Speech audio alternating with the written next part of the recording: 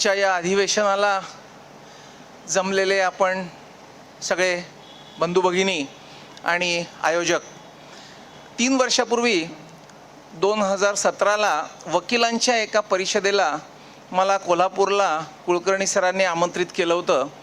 त्यावेळी बोलताना चर्चेमध्ये असं जाणवलं की सगळ्यांना किती प्रचंड स्ट्रेस असतो कोर्टामध्ये, कोर्टाबाहेर, वकिलांना, अशिलांना.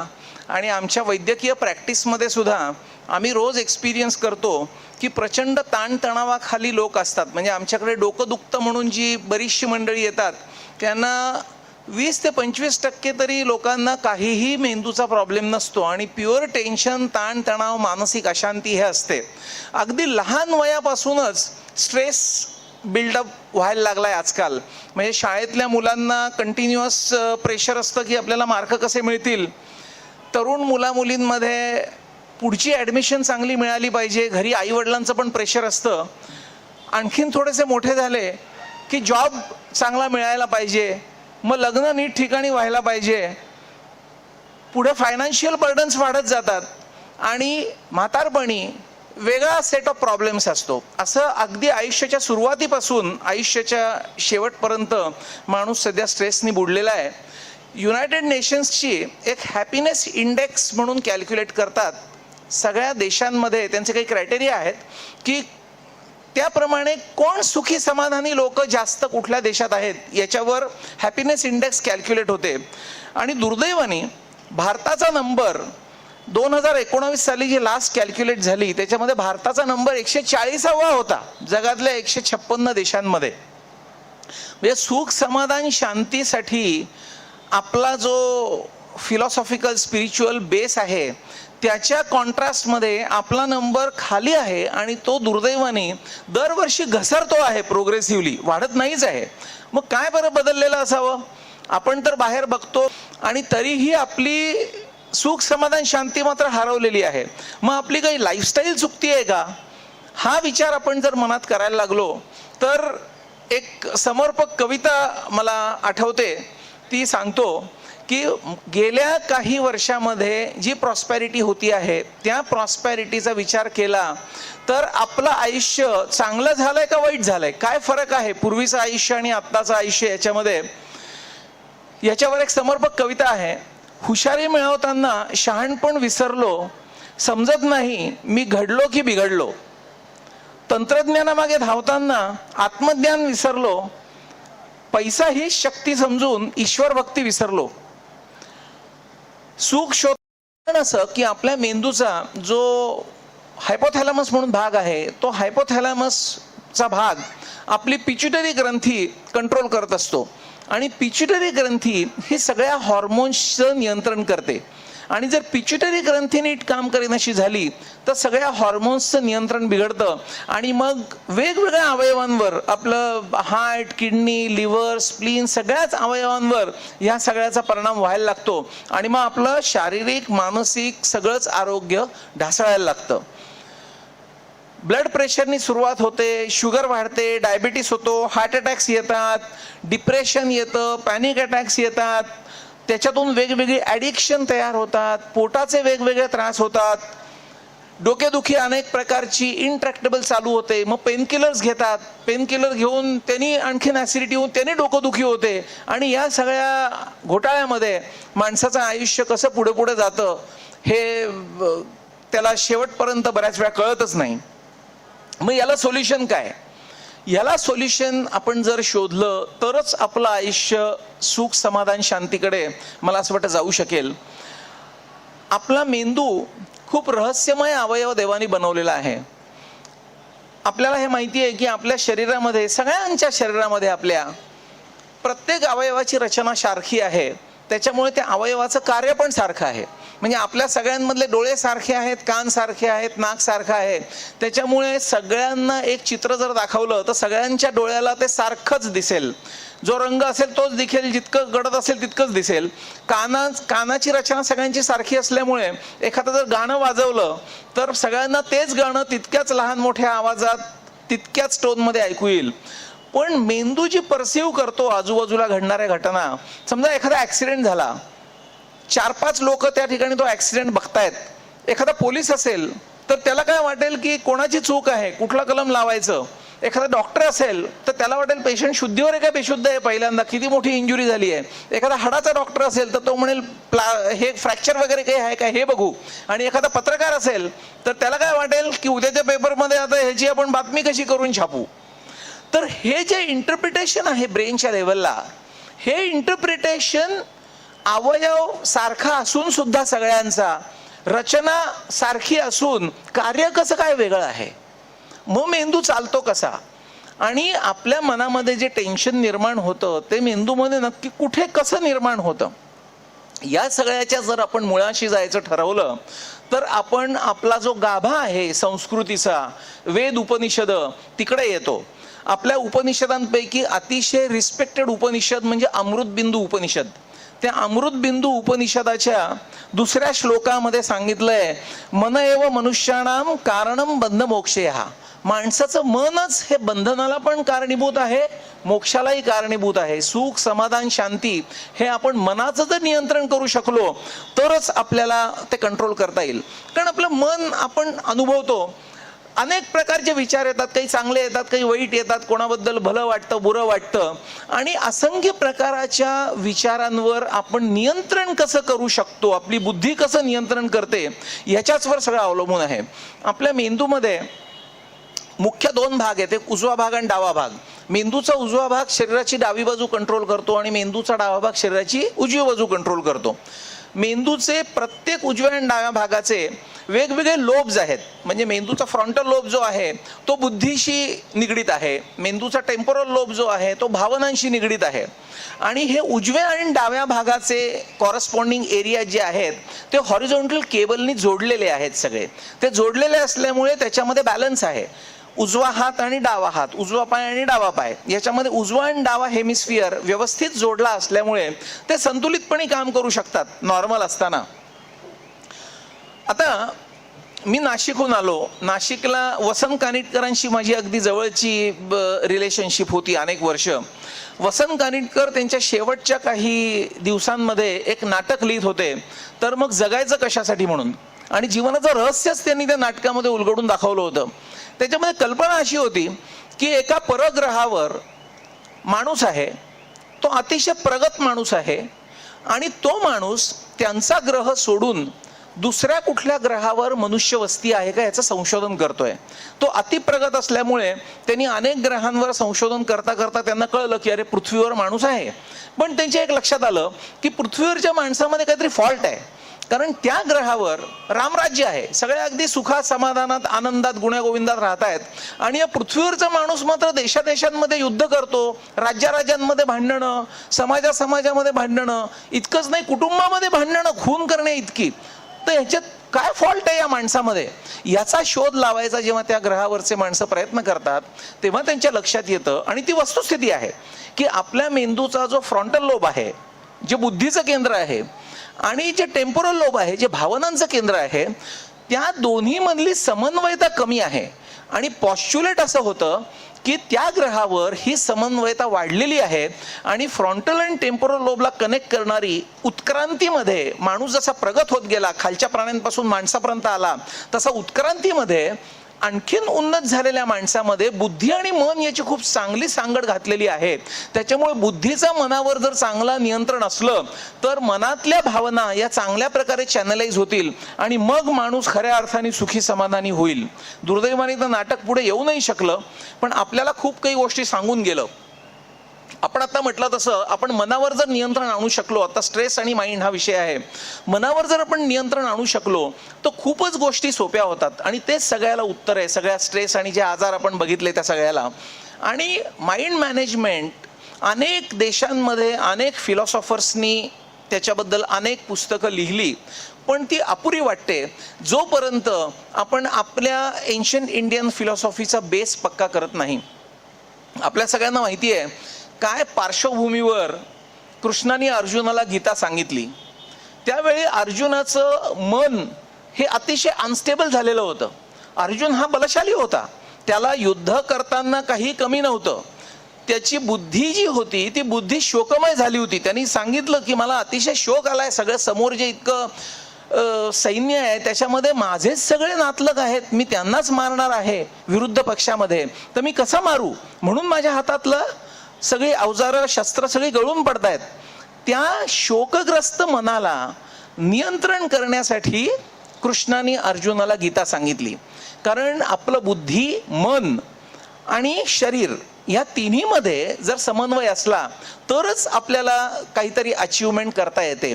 आणि त्याचं गीतेसारखं दुसरं उदाहरणच नाही. म्हणजे सगळ्या मॅनेजमेंट स्कूल्समध्ये सुद्धा माइंड मॅनेजमेंटबद्दल जेव्हा बोललं जातं, माणसाला युजली टेन्शन्स कसली येतात की एखादी आपली अपेक्षा असली आणि ती फुलफिल झाली नाही की आपल्याला फ्रस्ट्रेशन येतं, डिप्रेशन येतं. आता आजूबाजूच्या ज्या परिस्थिती असतात, आपल्याला खूप काही गोष्टी हव्या असतात. एखाद्याचा बिझनेस असेल, त्याला असं वाटतं आपला बिझनेस खूप चालावा, आजूबाजूची परिस्थिती बदलावी. ती आजूबाजूची सगळी परिस्थिती बदलणं हा एक मार्ग आहे, त्याला आउटसाइड इन अप्रोच म्हणतात.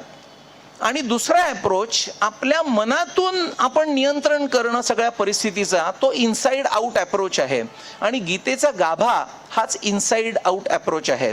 गीता ही मनाच्या नियंत्रणासाठी सांगितली गेलेली आहे. आणि जर मन नियंत्रित झालं तर ॲट अ टाइम तुमचं बुद्धी, मन आणि शरीर हे एकत्र जर काम करायला लागलं तर तुम्ही खूप काही गोष्टी मिळवू शकता. बऱ्याच वेळा काय होतं, आपण डे टू डे काम जेव्हा करतो तेव्हा हेच करत नाही. एका वेळी असंख्य विचार आपण मनामध्ये येऊ देतो आणि मन अगदी माकडासारखं उड्या मारतं. म्हणजे ॲट एनी गिवन टाइम समजा तुम्ही काही काम करत बसलात, एकाच वेळी समोर कॉम्प्युटर आहे त्याच्याकडे बघतात, समोर एक माणूस बसलाय त्याच्याशी बोलतात, तेवढ्यात कोणीतरी बाहेरून दरवाजातून आलं तुम्हाला भेटायला, त्यालाही तुम्ही आन्सर करतात, तेवढ्यात फोनची रिंग वाजली, तो पण तुम्ही फोन घेता आहात. तर तुमचं ब्रेन कसा चांगल्या पद्धतीने काम करेल? नाहीच काम करणार. ह्याच्यासाठी ते नियंत्रण असणं आणि चॉईस, मनातले जे अनेक विचार आहेत त्याला आपण कसं चॅनलाइज करणार, ती बुद्धी विकसित करणं, हाच एकमेव मार्ग त्याच्यासाठी आपल्याला राहतो. कारण चॅलेंजेस तर लाईफमध्ये अगदी लहान मुलांपासून मोठ्या माणसांपर्यंत सगळ्यांना आहेतच. म्हणजे पुन्हा गीतेचं जर उदाहरण घेतलं तर युद्ध सोडून पळून तर जायचंच नाही आहे, युद्ध तर करायचंच आहे. आपल्या ज्या एबिलिटीज आहेत, कशासाठी युद्ध करणार आहोत, काय युद्ध करणार आहोत. आणि मला असं वाटतं की सध्याचं आयुष्य इतकं चॅलेंजिंग बनलेलं आहे की आपलं आयुष्य हेच सगळे छोटे छोटे युद्धाचीच उदाहरणं आहेत. घरच्या फ्रंटवर, बिझनेसच्या फ्रंटवर, इंटरपर्सनल रिलेशनशिपमध्ये. आणि त्या युद्धामध्ये खऱ्या अर्थाने जर विजय मिळवायचा असेल तर आपल्याला गीतेच्या उपदेशाशिवाय दुसरा काही पर्यायच नाही. आपण अगदी शाळेच्या मुलांपासून म्हणतो की मुलांनी प्रचंड मार्क मिळवावे अशी आईवडिलांची अपेक्षा असते. त्या मुलाला वेगळंच काहीतरी मनामध्ये करायची इच्छा असते. हा जो मिसमॅच आहे, हा मिसमॅच जर खूप वाढत गेला तर मुलाच्याही मनामध्ये स्ट्रेस बिल्ड होईल, आईवडिलांच्याही मनामध्ये स्ट्रेस बिल्ड होईल, दोघांमधली एकात्मता जाईल आणि दोघांचं सुख, समाधान, शांती हरवेल. आता ह्याला वे आउट काय आहे की ह्याला जर एकमेकांना समजून घेतलं की मुलाची खरी आवड काय आहे, त्याला काय काय पोषक गोष्टी लागतायत हे देणं हे आईवडिलांचं काम आहे, तर ते दोघांमधली हार्मोनियस रिलेशनशिप चांगली बिल्डअप होऊ शकेल. थोडंसं वेगळ्या स्तरावर गेलं की फायनान्शियल इन्स्टॅबिलिटी ज्या होतात त्या अनावश्यक प्रचंड अपेक्षा आणि त्यांनी खूप मोठी घेतलेली लोन्स, मग ती खूप लोन्स तुम्हाला आणखी आणखी आणखी आणखी बुडीत खाईमध्ये घालते. पण हे जर ॲनालिसिस आपण मनामध्ये नीट करू शकलो की आपल्याला काय पॉसिबल आहे आणि एक एक पायरीने आपण जर पुढे गेलो, कणाकणाने ग्रो झालो, तर आपण निश्चितपणे यश मिळवू शकू. तर हा जर विवेक आपण बाळगला फायनान्शियल मॅटर्समध्ये तर फायनान्शियल स्ट्रेसेस खूपसे कमी होऊ शकतील. लग्न झालं की त्याच्यानंतरची हार्मनी घरातली ही सुद्धा आजकाल खूप कमी झाली आहे. म्हणजे जशी प्रॉस्पेरिटी वाढतीये तसं डायव्होर्सचं प्रमाण दिवसेंदिवस वाढतच चाललंय. म्हणजे आम्ही बरेचसे पेशंट्स बघतो, 2, 3, 4, 5 वर्ष लग्नाला झाली की डायव्होर्स पिटिशन फाईल आणि मग वर्षानुवर्ष केसेस चालतात. त्याच्यात दोघांपैकी कोणाला सुख मिळत नाही. त्या दोघांना तर नाहीच, त्या दोघांच्या कुटुंबियांना आणि इतर नातेवाईकांना पण सुख मिळत नाही. पण आपापसातले बॉन्ड आणि रिलेशनशिप जर कोअरपासूनच जर तुमची वीक असेल, मानसिकच कनेक्टिव्हिटी नसेल, तर त्या बाकी सगळ्या नात्यांना आणि इतर मटेरियलिस्टिक गोष्टींना काही अर्थ राहत नाही. त्याच्यामुळे तिथे सुद्धा अंडरस्टँडिंगचं महत्त्व हे खूपच आपण अंडरलाईन केलं पाहिजे. साध्या साध्या छोट्या गोष्टी असतात आणि त्या छोट्या गोष्टींमध्ये आपण जर मनाला समजून घेतलं तर आपण बऱ्याच मोठ्या गोष्टी अचीव करू शकतो. कामाच्या ठिकाणी सुद्धा आपल्या अपेक्षा असतात की आपल्या ऑर्गनायझेशनमध्ये सगळ्यांनी छान काम करावं. कोणी जर नवीन असेल तर त्याला आधी त्याच्याकडून काय अपेक्षा आहेत हे कोणीतरी समजावून सांगितलं पाहिजे. तेच जर समजावून सांगितलं गेलं नाही तर तो कसं काम करणार. आणि मग तेढ सुरू झाली की ती तेढ वाढत जाणार. पण मन जर आपलं ताळ्यावर असेल तर आपण शांतपणे बसून त्याच्याशी संवाद साधू शकतो आणि त्याच्याकडून काय अपेक्षा आहेत त्या अपेक्षा आपण त्याला व्यवस्थित एक्सप्लेन करू शकतो. दुसरे एक महत्त्वाचे भाग आहेत स्ट्रेस आपण किती घ्यायचा याच्या ठरवण्यामध्ये. ते म्हणजे खूप वेळा आपण आजचा स्ट्रेस उद्या कॅरी करतो, उद्याचा स्ट्रेस परवा कॅरी करतो. तर आपण आजच्या ज्या गोष्टी आहेत त्या जर आपण सेटल करायला शिकलो जेवढं जमेल तेवढं, तर तो स्ट्रेस कॅरी फॉरवर्ड होणार नाही. कारण ते जमत गेलं की इतकं बर्डन होतं की एका स्टेजला येतं की जसं प्रेशर कुकरमध्ये वाफ जमली आहे, खूप जर ती वाफ जमली तर शिट्टी वाजते, नाही त्यातून वाफ निघून जाते. पण जर ती शिट्टीच वाजू दिली नाही तर काय होईल, तो बॉम्ब सारखा एक्सप्लोड होऊ शकेल. याच्यासाठी आपण काहीतरी त्याला लिमिट ठेवली पाहिजे. आणि दुसरी गोष्ट, जसं प्रेशर कुकरचा शिट्टीचं उदाहरण दिलं, त्याचं कुठेतरी इमोशनल शटर पाहिजे. आपल्याला इमोशन्स जेव्हा खूप बिल्डअप होतात तर ते शटर म्हणजे काय, चांगले मित्र पाहिजेत, आपण शेअर केलं पाहिजे. आपल्या घरातल्या लोकांची नाती इतकी चांगली पाहिजेत की आपल्याला मन मोकळं करता यायला पाहिजे. आणि दुर्दैवाने आश्चर्य याचं वाटतं की ह्या सगळ्या गोष्टी आज इतक्या दुर्मिळ झाल्यात की ह्या सगळ्या गोष्टी सांगायची गरज आहे. पूर्वीच्या काळची जी लाईफस्टाईल होती, एकत्र कुटुंब सगळे एकत्र राहायचे, हसत खेळत गुण्यागोविंदाने राहायचे, तेव्हा हे सगळे इश्यूजच नव्हते. आणि त्या इश्यूज नसल्यामुळे बरेचशी त्यांची आरोग्य सुद्धा खूप चांगली राहायची. म्हणजे आजकाल जे आजारांचं प्रमाण आहे ते आजारांचं प्रमाण तेवढं नव्हतं. आता कॉम्पिटिशन वाढली, कॉम्पिटिशन वाढल्यानंतर क्रिटिसिझम पण वाढलं, एकमेकांचं पाय ओढण्याची वृत्ती वाढली. त्याच्यामध्ये ऑलवेज एक प्रिन्सिपल महत्त्वाचं आहे की दुसऱ्याचा पाय ओढून आपण कधीच पुढे जात नसतो. आपण फंडामेंटली आपली प्रगती जर चांगल्या मार्गाने चांगल्या दृष्टीने केली तर आपली खूप प्रगती होऊ शकेल. पण आपल्या मेंदूची बरीचशी शक्ती आपण जर दुसऱ्याचे पाय ओढण्यामध्ये घालवली, क्रिटिसिझम करण्यामध्ये घालवली, तर आपली प्रगती निश्चितपणे होणार नाही. आणि दुसरी बाजू ही पण आपण लक्षात घेतली पाहिजे की कोणी जर आपल्याला क्रिटिसाइज करत असेल तर तो खरंच आपल्यामध्ये काही दोष आहे का आणि आपण तो दोष सुधारू शकू का, हा भाग आपण लक्षात घेतला पाहिजे. म्हणजे कन्स्ट्रक्टिव्ह क्रिटिसिझम जर असेल तर आपण निश्चितपणे ती सुधारण्याची एक संधी म्हणून बघू शकतो. नाही तर तेच विचार जर आपल्या मनामध्ये सारखे येत राहिले तर आपण चांगले विचार करू शकणार नाही. म्हणजे वाईट विचारांनी आपलं मन डिफोकस होईल आणि चांगल्या विचारांकडे आपलं लक्ष लागणार नाही. आपल्या मनावर छोट्या छोट्या गोष्टींचे जे संस्कार होतात ते संस्कार आपलं मन घडवतात आणि ते संस्कार आपल्या नकळत होत असतात. आपण सगळ्या जगामध्ये जेव्हा इंटरॅक्शन करत असतो तेव्हा प्रत्येक गोष्ट ही आपलं मन टिपून घेत असतं. आणि एखादा स्पंज जसा पाणी शोषून घेतो तसा त्या सगळ्या गोष्टींचा आपल्या मनावर परिणाम होत असतो. कुठल्या गोष्टीचा परिणाम होऊ द्यायचा आणि कुठल्या गोष्टीचा परिणाम होऊ द्यायचा नाही हे आपण जर ठरवलं तर आपोआप आपल्या मनावर चांगल्या गोष्टीचे संस्कार होतील.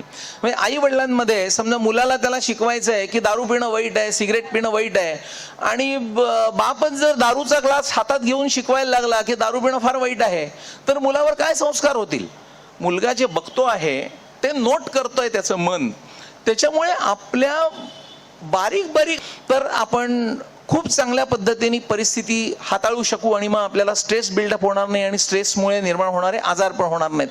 याचं पुन्हा मूळ आपण जर आपल्या संस्कृतीकडे बघितलं, पूर्वीच्या काळी आपल्याला शिकवलं होतं, आपण श्लोक म्हणायचो उठल्या उठल्या, कराग्रे वसते लक्ष्मी करमध्ये सरस्वती, नाही, हाताकडे बघून, आणि नंतर दोन्ही हात आपण चेहऱ्यावर फिरवायचो. त्यांनी इतके फायदे व्हायचे की मनामध्ये सुरुवातीलाच दिवसाच्या खूप चांगले विचार निर्माण व्हायचे आणि एक पवित्र व्हायब्रेशन्स आपल्या ब्रेनमध्ये तयार व्हायची. हल्ली काय केलं जातं, उठल्या उठल्या पहिले उशाशी मोबाईल असतो, नाही, तो मोबाईल पहिल्यांदा बघून रात्रभरात काय काय मेसेज आले नाही त्याला उत्तर देतो.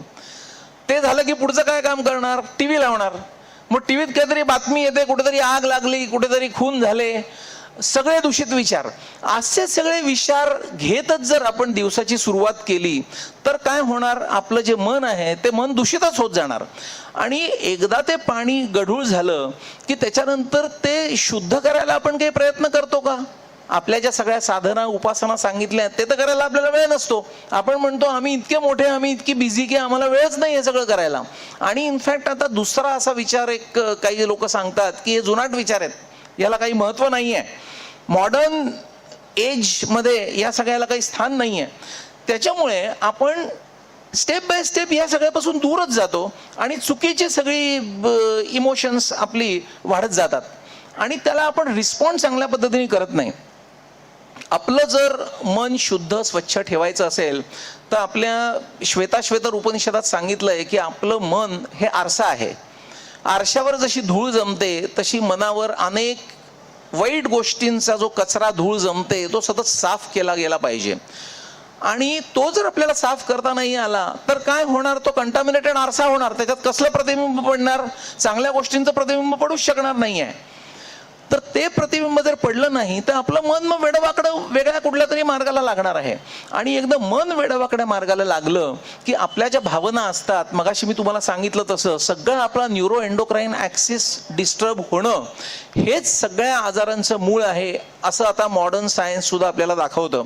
आणि तो स्टेबल ठेवणं, हे जर मन आपलं स्टेबल असेल तरच ते शक्य होईल. आपल्या प्रत्येक भावना, एखादा माणूस जेव्हा खूप चिडतो किंवा तो डिप्रेस्ड असतो त्यावेळी त्याच्या शरीरामध्ये जो सिम्पथॅटिक सिस्टीम आणि पॅरासिम्पथॅटिक सिस्टीम हा दोन ग्रुप ऑफ हॉर्मोन्सचा सेट आपल्या शरीरामध्ये आहे, त्याच्यामधला बॅलन्स डिस्टर्ब झाला की आपले सगळे अवयव काम बिघडतं, त्या अवयवांमधल्या प्रत्येक पेशीचं काम बिघडतं, त्या पेशींमधली व्हायब्रेशन्स बिघडतात.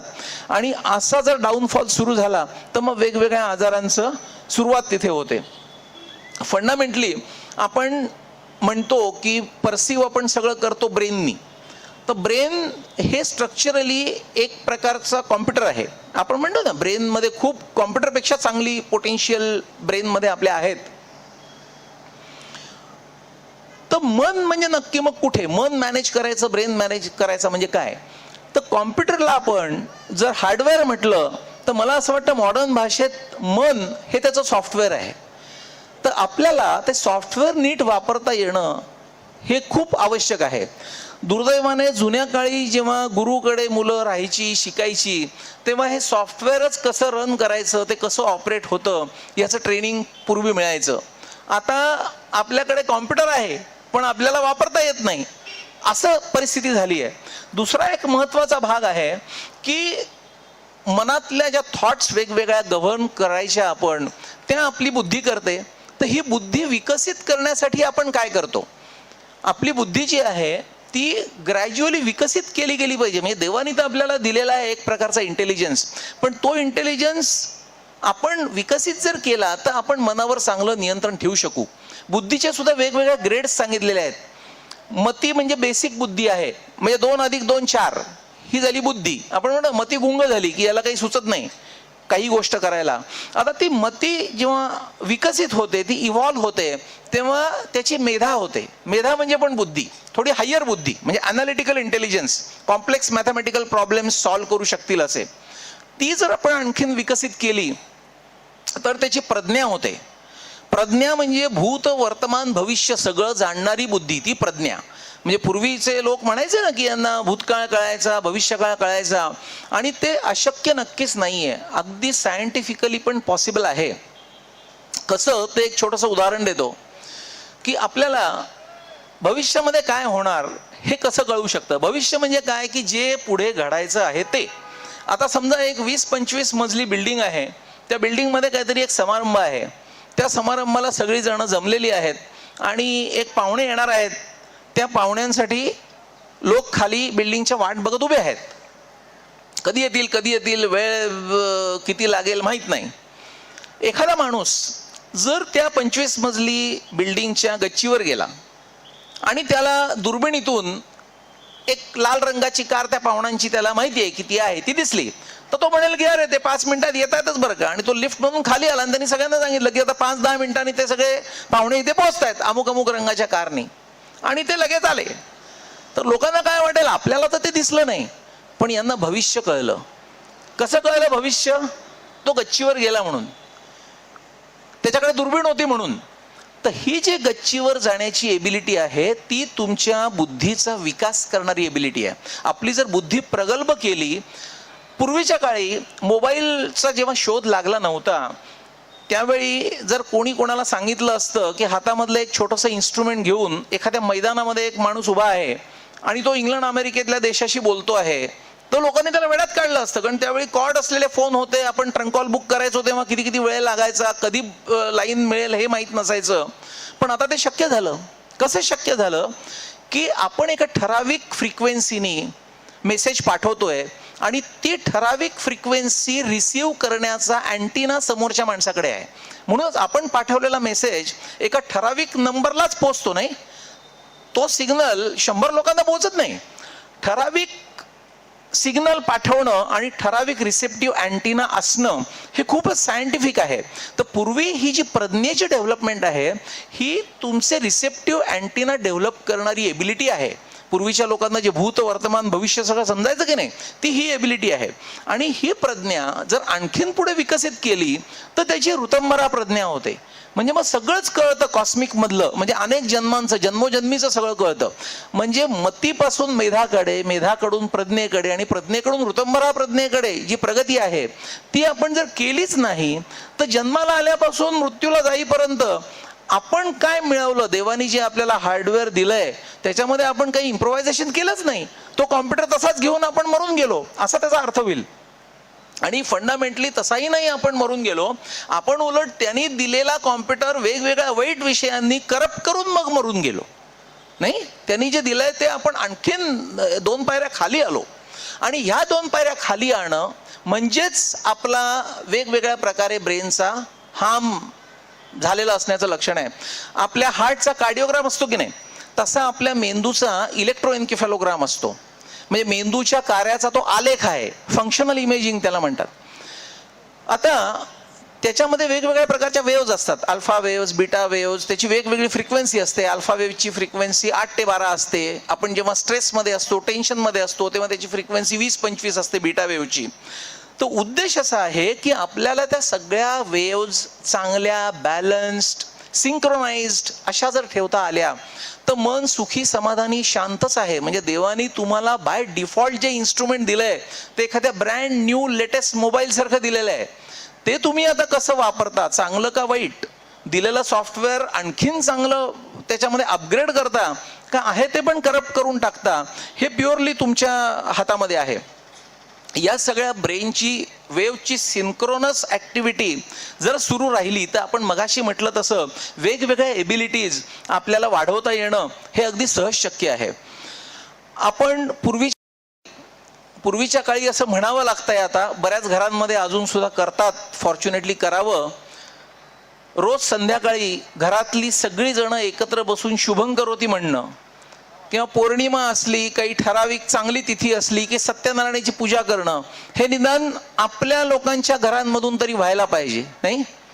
आणि आता सायन्सने असं प्रूव्ह केलेलं आहे की ह्या जेव्हा सगळ्या पूजा होत्या, या सगळ्या पूजांनी आपल्या ब्रेनच्या ज्या वेव्ज आहेत त्या स्टॅबिलाइज होतात, त्या सिंक्रोनस होतात, अल्फा वेव्ह ॲक्टिव्हिटी वाढते. असे अनेक सायंटिफिक एव्हिडन्सेस आहेत. पूर्वीच्या लोकांनी ज्या संस्कृती आपल्याला ज्या रूढी करून दिल्या त्याची त्यांना मॉडर्न सायन्सेस प्रमाणे कदाचित माहिती नसेल, पण निश्चितपणे त्या आपल्या आरोग्याच्या दृष्टीने खूपच उपयोगी होत्या. नुसते उपयोगी नाही तर आपल्याला प्रचंड पुढे घेऊन जाणाऱ्या होत्या. पण दुर्दैवाने ते माहिती नव्हतं. आणि आपल्याकडे जेव्हा ब्रिटिश राज्य आलं त्यावेळी हे सगळे विचार जुनाट, वेस्टर्न सायन्स खूप महत्त्वाचं असं सगळ्यांना वाटत गेलं आणि त्याच्यामुळे या रूढी कमी कमी होत गेल्या आणि आपण एका मोठ्या ठेव्यापासून वंचित झालो. आता मॉडर्न सायन्सेसबद्दल आपण जे बोलतो, ब्रेनच्या सायन्सेसमधला सगळ्यात एक पायोनियर शास्त्रज्ञ म्हणजे पेनफिल्ड. त्या पेनफिल्डनी ब्रेनमधले अनेक भाग, त्या भागांचे पार्ट्स, सब पार्ट्स, त्या सगळ्यांची कार्य काय हे शोधून काढलं. अमेरिकेमध्ये जेव्हा पेनफिल्डनी हे वर्क केलं तेव्हा त्याचं प्रचंड कौतुक झालं की ब्रेनचा हा पार्ट हे काम करतो, हा पार्ट हे काम पकडतो, हे बघण्याचं केंद्र, हे बोलण्याचं केंद्र, हे वाचण्याचं केंद्र, हे लिहिण्याचं केंद्र, असं सगळं त्यांनी समजावून सांगितलं. ब्रेनची जी ॲक्टिव्हिटी आहे ती इसेन्शियली इलेक्ट्रोमॅग्नेटिक करंट्सवर चालते. म्हणजे माझ्या आणि तुमच्यामध्ये जो काही संवाद होतो तो तो इलेक्ट्रोमॅग्नेटिक वेव्हजवरच चालतो. मला एखादं दृश्य जेव्हा दिसतं तेव्हा माझ्या डोळ्याच्या पडद्यावर इलेक्ट्रोमॅग्नेटिक वेव्स तयार होतात. त्या वेव्स डोळ्याच्या मेंदूच्या केंद्रापर्यंत पोचल्यानंतर आपल्याला ते चित्र परसीव्ह होतं किंवा दिसतं किंवा समजतं. याच्यामध्ये मूलभूत प्रश्न असा आहे की हे इलेक्ट्रोमॅग्नेटिक कंडक्शन जे आपल्या रेटिनापासून ऑप्टिक नर्वपासून आपल्या ऑसिपिटल लोबमध्ये ब्रेनचं जिथे पोचतं तिथे काय पोचतं? तिथे फक्त इलेक्ट्रोमॅग्नेटिक करंट पोचतात. त्या इलेक्ट्रोमॅग्नेटिक करंट्सचं मला एका ठराविक चेहऱ्यामध्ये किंवा चित्रामध्ये जे परसेप्शन आहे ते नक्की कसं होतं हे माहितीच नाही आहे. माझ्या मनामध्ये जेव्हा एखादी थॉट येते तेव्हा फंडामेंटली असं म्हणतात की एक ठराविक सर्किट ब्रेनमधलं ॲक्टिवेट होतं. सर्किट म्हणजे एक न्यूरॉन असतो, पेशी असते, ती दुसऱ्याला उद्दीपित करते, दुसरी तिसऱ्याला उद्दीपित करते, तिसरी चौथ्याला उद्दीपित करते. असं सिरीज ऑफ सिक्वेन्शियल न्यूरॉन्सचं सर्किट बनतं एक मोठं. प्रश्न असा आहे की माझ्या मनात जेव्हा एखादा विचार येतो तेव्हा त्याच्यातला पहिला न्यूरॉन कसा ॲक्टिवेट होतो? पहिला न्यूरॉनला उद्दीपन जे आहे ते कुठून येतं? त्याला इलेक्ट्रोमॅग्नेटिक वेव्स कुठून येतात? याचं उत्तर अजून मॉडर्न न्यूरोसायन्सेसकडे नाही आहे. एक स्टिम्युलेट झाला की दुसरा होतो, दुसरा झाला की तिसरा होतो, एक चेन आहे, कळलं ना? पण पहिल्याला करंट कुठून आला? आणि या सगळ्याची उत्तरं आपल्या पूर्वीच्या ऋषीमुनींनी दिलेली आहेत.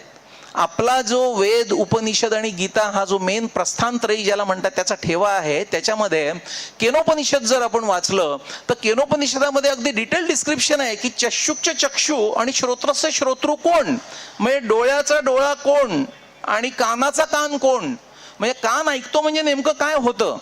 तर त्याच्या मागे काय आहे? तर या सगळ्याच्या मागे मन आहे. आपली जी पंचज्ञानेंद्रिय आहेत त्या पंचज्ञानेंद्रियांना गव्हर्न करणारं मन आहे. मनाला गव्हर्न करणारं आपण आत्ताच म्हटलं तसं बुद्धी आहे. बुद्धीला गव्हर्न करणारं त्याच्या मागे चित्त आहे.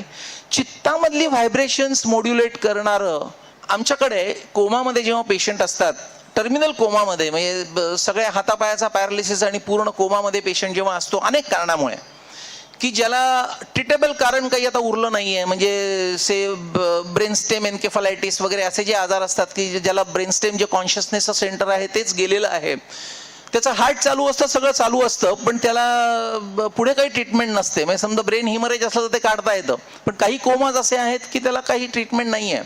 तर अशा कोमातल्या पेशंट्सना जागं करण्यासाठी आता लेटेस्ट डेव्हलपमेंट म्हणजे एक डॉर्सल कॉलम स्टिम्युलेशन म्हणून एक ऑपरेशन आहे. इंटरनॅशनल कोमा सोसायटीचा मी मेंबर आहे आणि डॉर्सल कॉलम स्टिम्युलेशन हे ऑपरेशन प्रोफेसर टेट्सू कॅनो जे आहेत जपानच्या फुजिटा हेल्थ युनिव्हर्सिटीचे चेअरमन न्यूरोसर्जरी त्यांनी शोधून काढलेलं आहे. त्याच्यामध्ये काय करतात की त्याच्यामध्ये एक रेडिओ फ्रिक्वेन्सी ट्रान्सड्युसर स्पाईनच्या खालच्या टोकाला एक छोटंसं ऑपरेशन करून बसवतात. त्याचे इलेक्ट्रोड्स आपल्या स्पायनल कॉर्डच्या खालच्या टोकाला उद्दीपित करतात आणि स्नायूंमध्ये एक रेडिओ फ्रिक्वेन्सी ट्रान्सड्युसर बसवलेला असतो की जो कंटिन्युअसली त्याला स्टिम्युलेशन पाठवतो आणि ते स्टिम्युलेशन आपल्या स्पायनल कॉर्डमधून वर ब्रेनस्टेमपर्यंत पोहोचून एकदा ब्रेनस्टेम ॲक्टिवेट झालं की कॉर्टिकल रेडिएशन्समधून सगळ्या ब्रेनच्या कॉर्टेक्सला उद्दीपित करतात आणि तो पेशंट जागा होतो. 99 साली जेव्हा पहिल्यांदा हा रिसर्च पेपर मांडला गेला तेव्हा खूप लोकांनी ऑब्जेक्शन घेतलं की असं कुठे असेल का, ब्रेनचा प्रॉब्लेम आणि स्पायनल कॉर्डच्या खालच्या टोकाला काहीतरी ऑपरेशन करतायत. त्याच्यामुळे अमेरिकन अकॅडमीला जेव्हा हा पहिल्यांदा प्रेझेंटेशन झालं तेव्हा people found it very difficult to believe. पण नंतर 4 वर्षांनी जॅपनीजनी व्हिडिओज आणले की खरोखरच ते पेशंटनी हळूहळू डोळे उघडले, पायाचे बोटं हालायला लागली, हाताची बोटं हालायला लागली.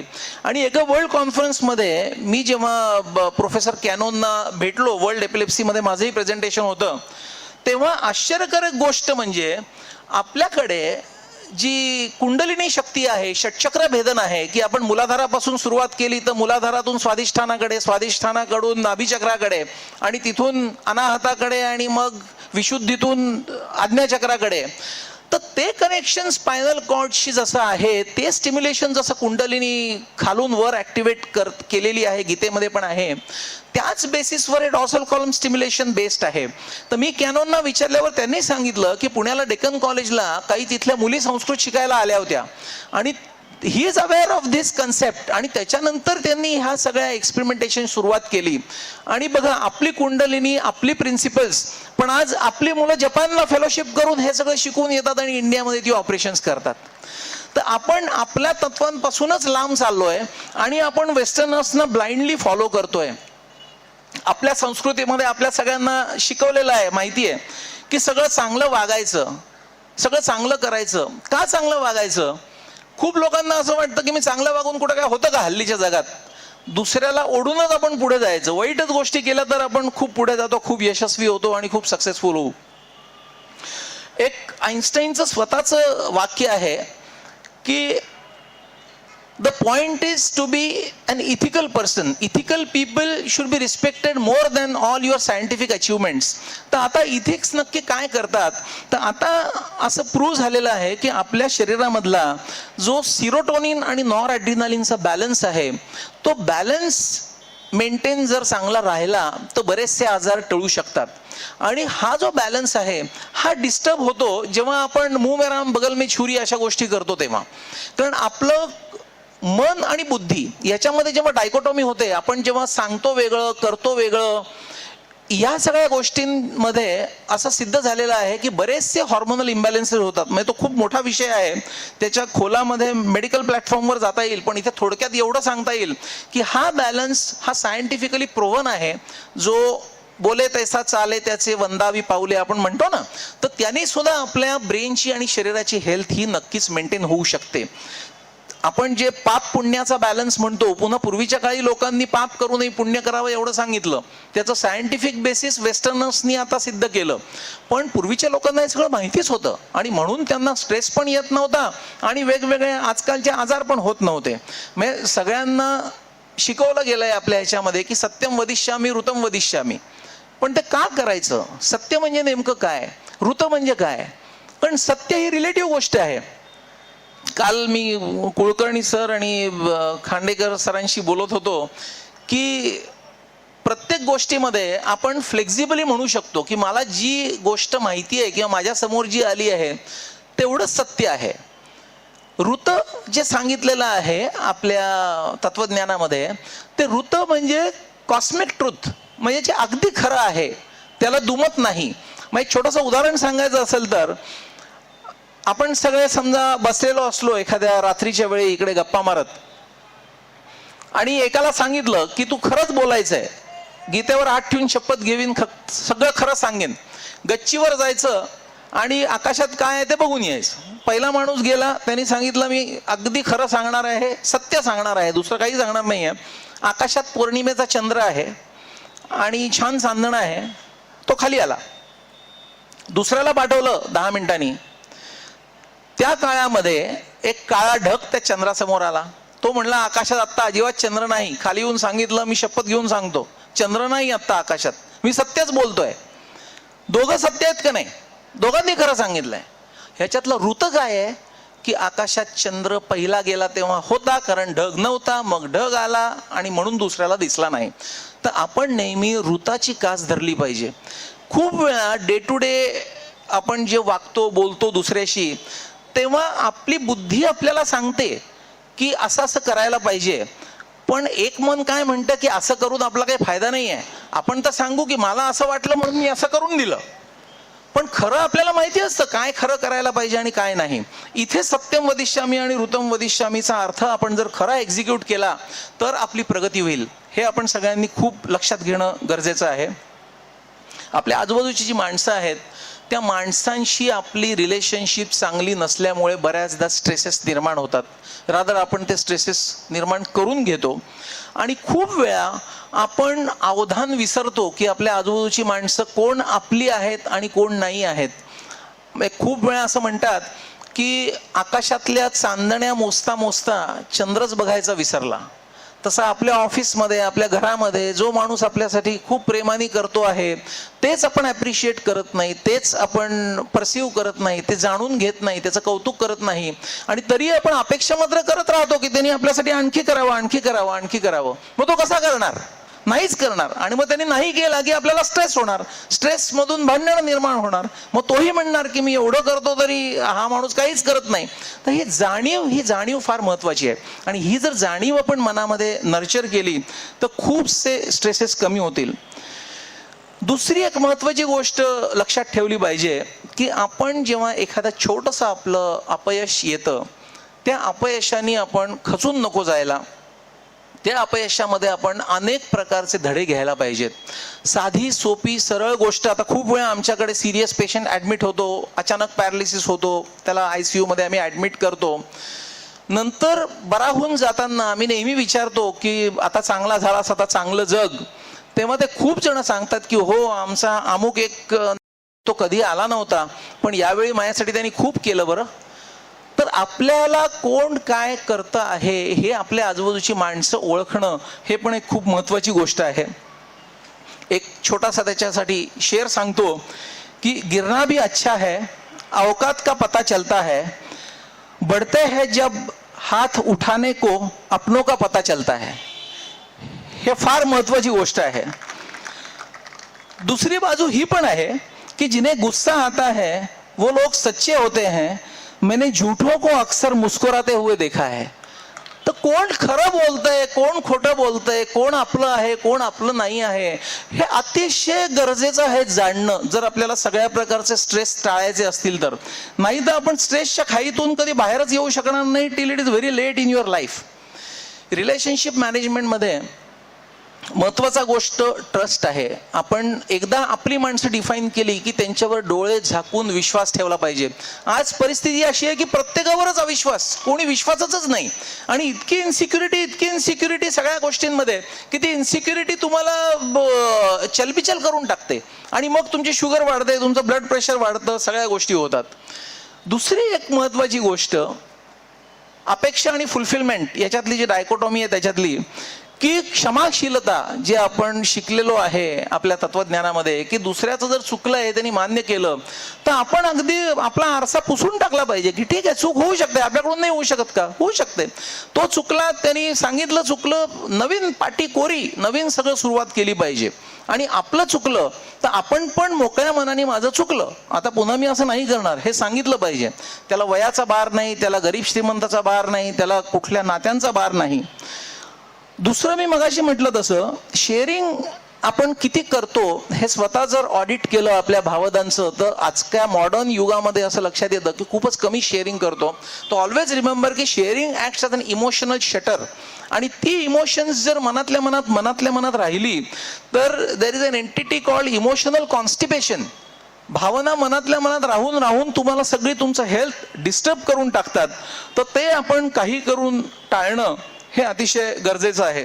कारण कुठल्याही रिलेशनशिपमध्ये गैरसमज होणारच, कधी काही गैरसमज होणारच नाही असं नक्कीच नाही आहे.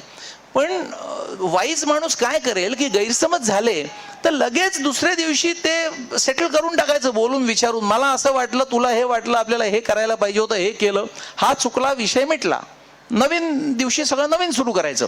असं जर केलं तर ते पायलॉन होणार नाही. कारण कुठल्याही नात्यामध्ये एकदा जे नातं एस्टॅब्लिश झालं की कुठलंही नातं अजिबात तुटतच नाही ते मुद्दाम तोडल्याशिवाय. म्हणजे अक्षरशः हातात चाकू घेऊन त्या नात्याचा खून जर केला तरच ते नातं जातं. कारण नातं ना एकदम जमत पण नाही. म्हणजे खूप वेळा ना लोक एकदम नाती जुनी सांगायचा प्रयत्न करतात, ते तसं नाही होत. म्हणजे आता माझ्या अनुभवातून तुम्हाला सांगतो की कधीतरी एक 25-30 वर्षापूर्वी एकदा भेटलेला माणूस तो फोन करून जुन्या काहीतरी आठवणी सांगतो की आपली अशी ओळख आहे, आपलं घट्ट नातं आहे, 25 वर्षापूर्वी एकदाच भेटलेला, आठवत सुद्धा नाही. अरे बाबा तुझं काम काय आहे? मग तो सांगतो की आमका पेशंट आहे, त्याचं जरा असं बघा.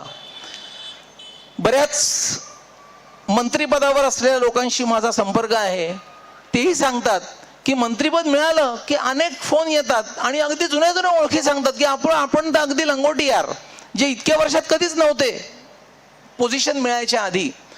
तर असं ओव्हरनाईट नातं तयार होत नाही. नातं हे अतिशय ग्रॅज्युअली इव्हॉल्व्ह होतं.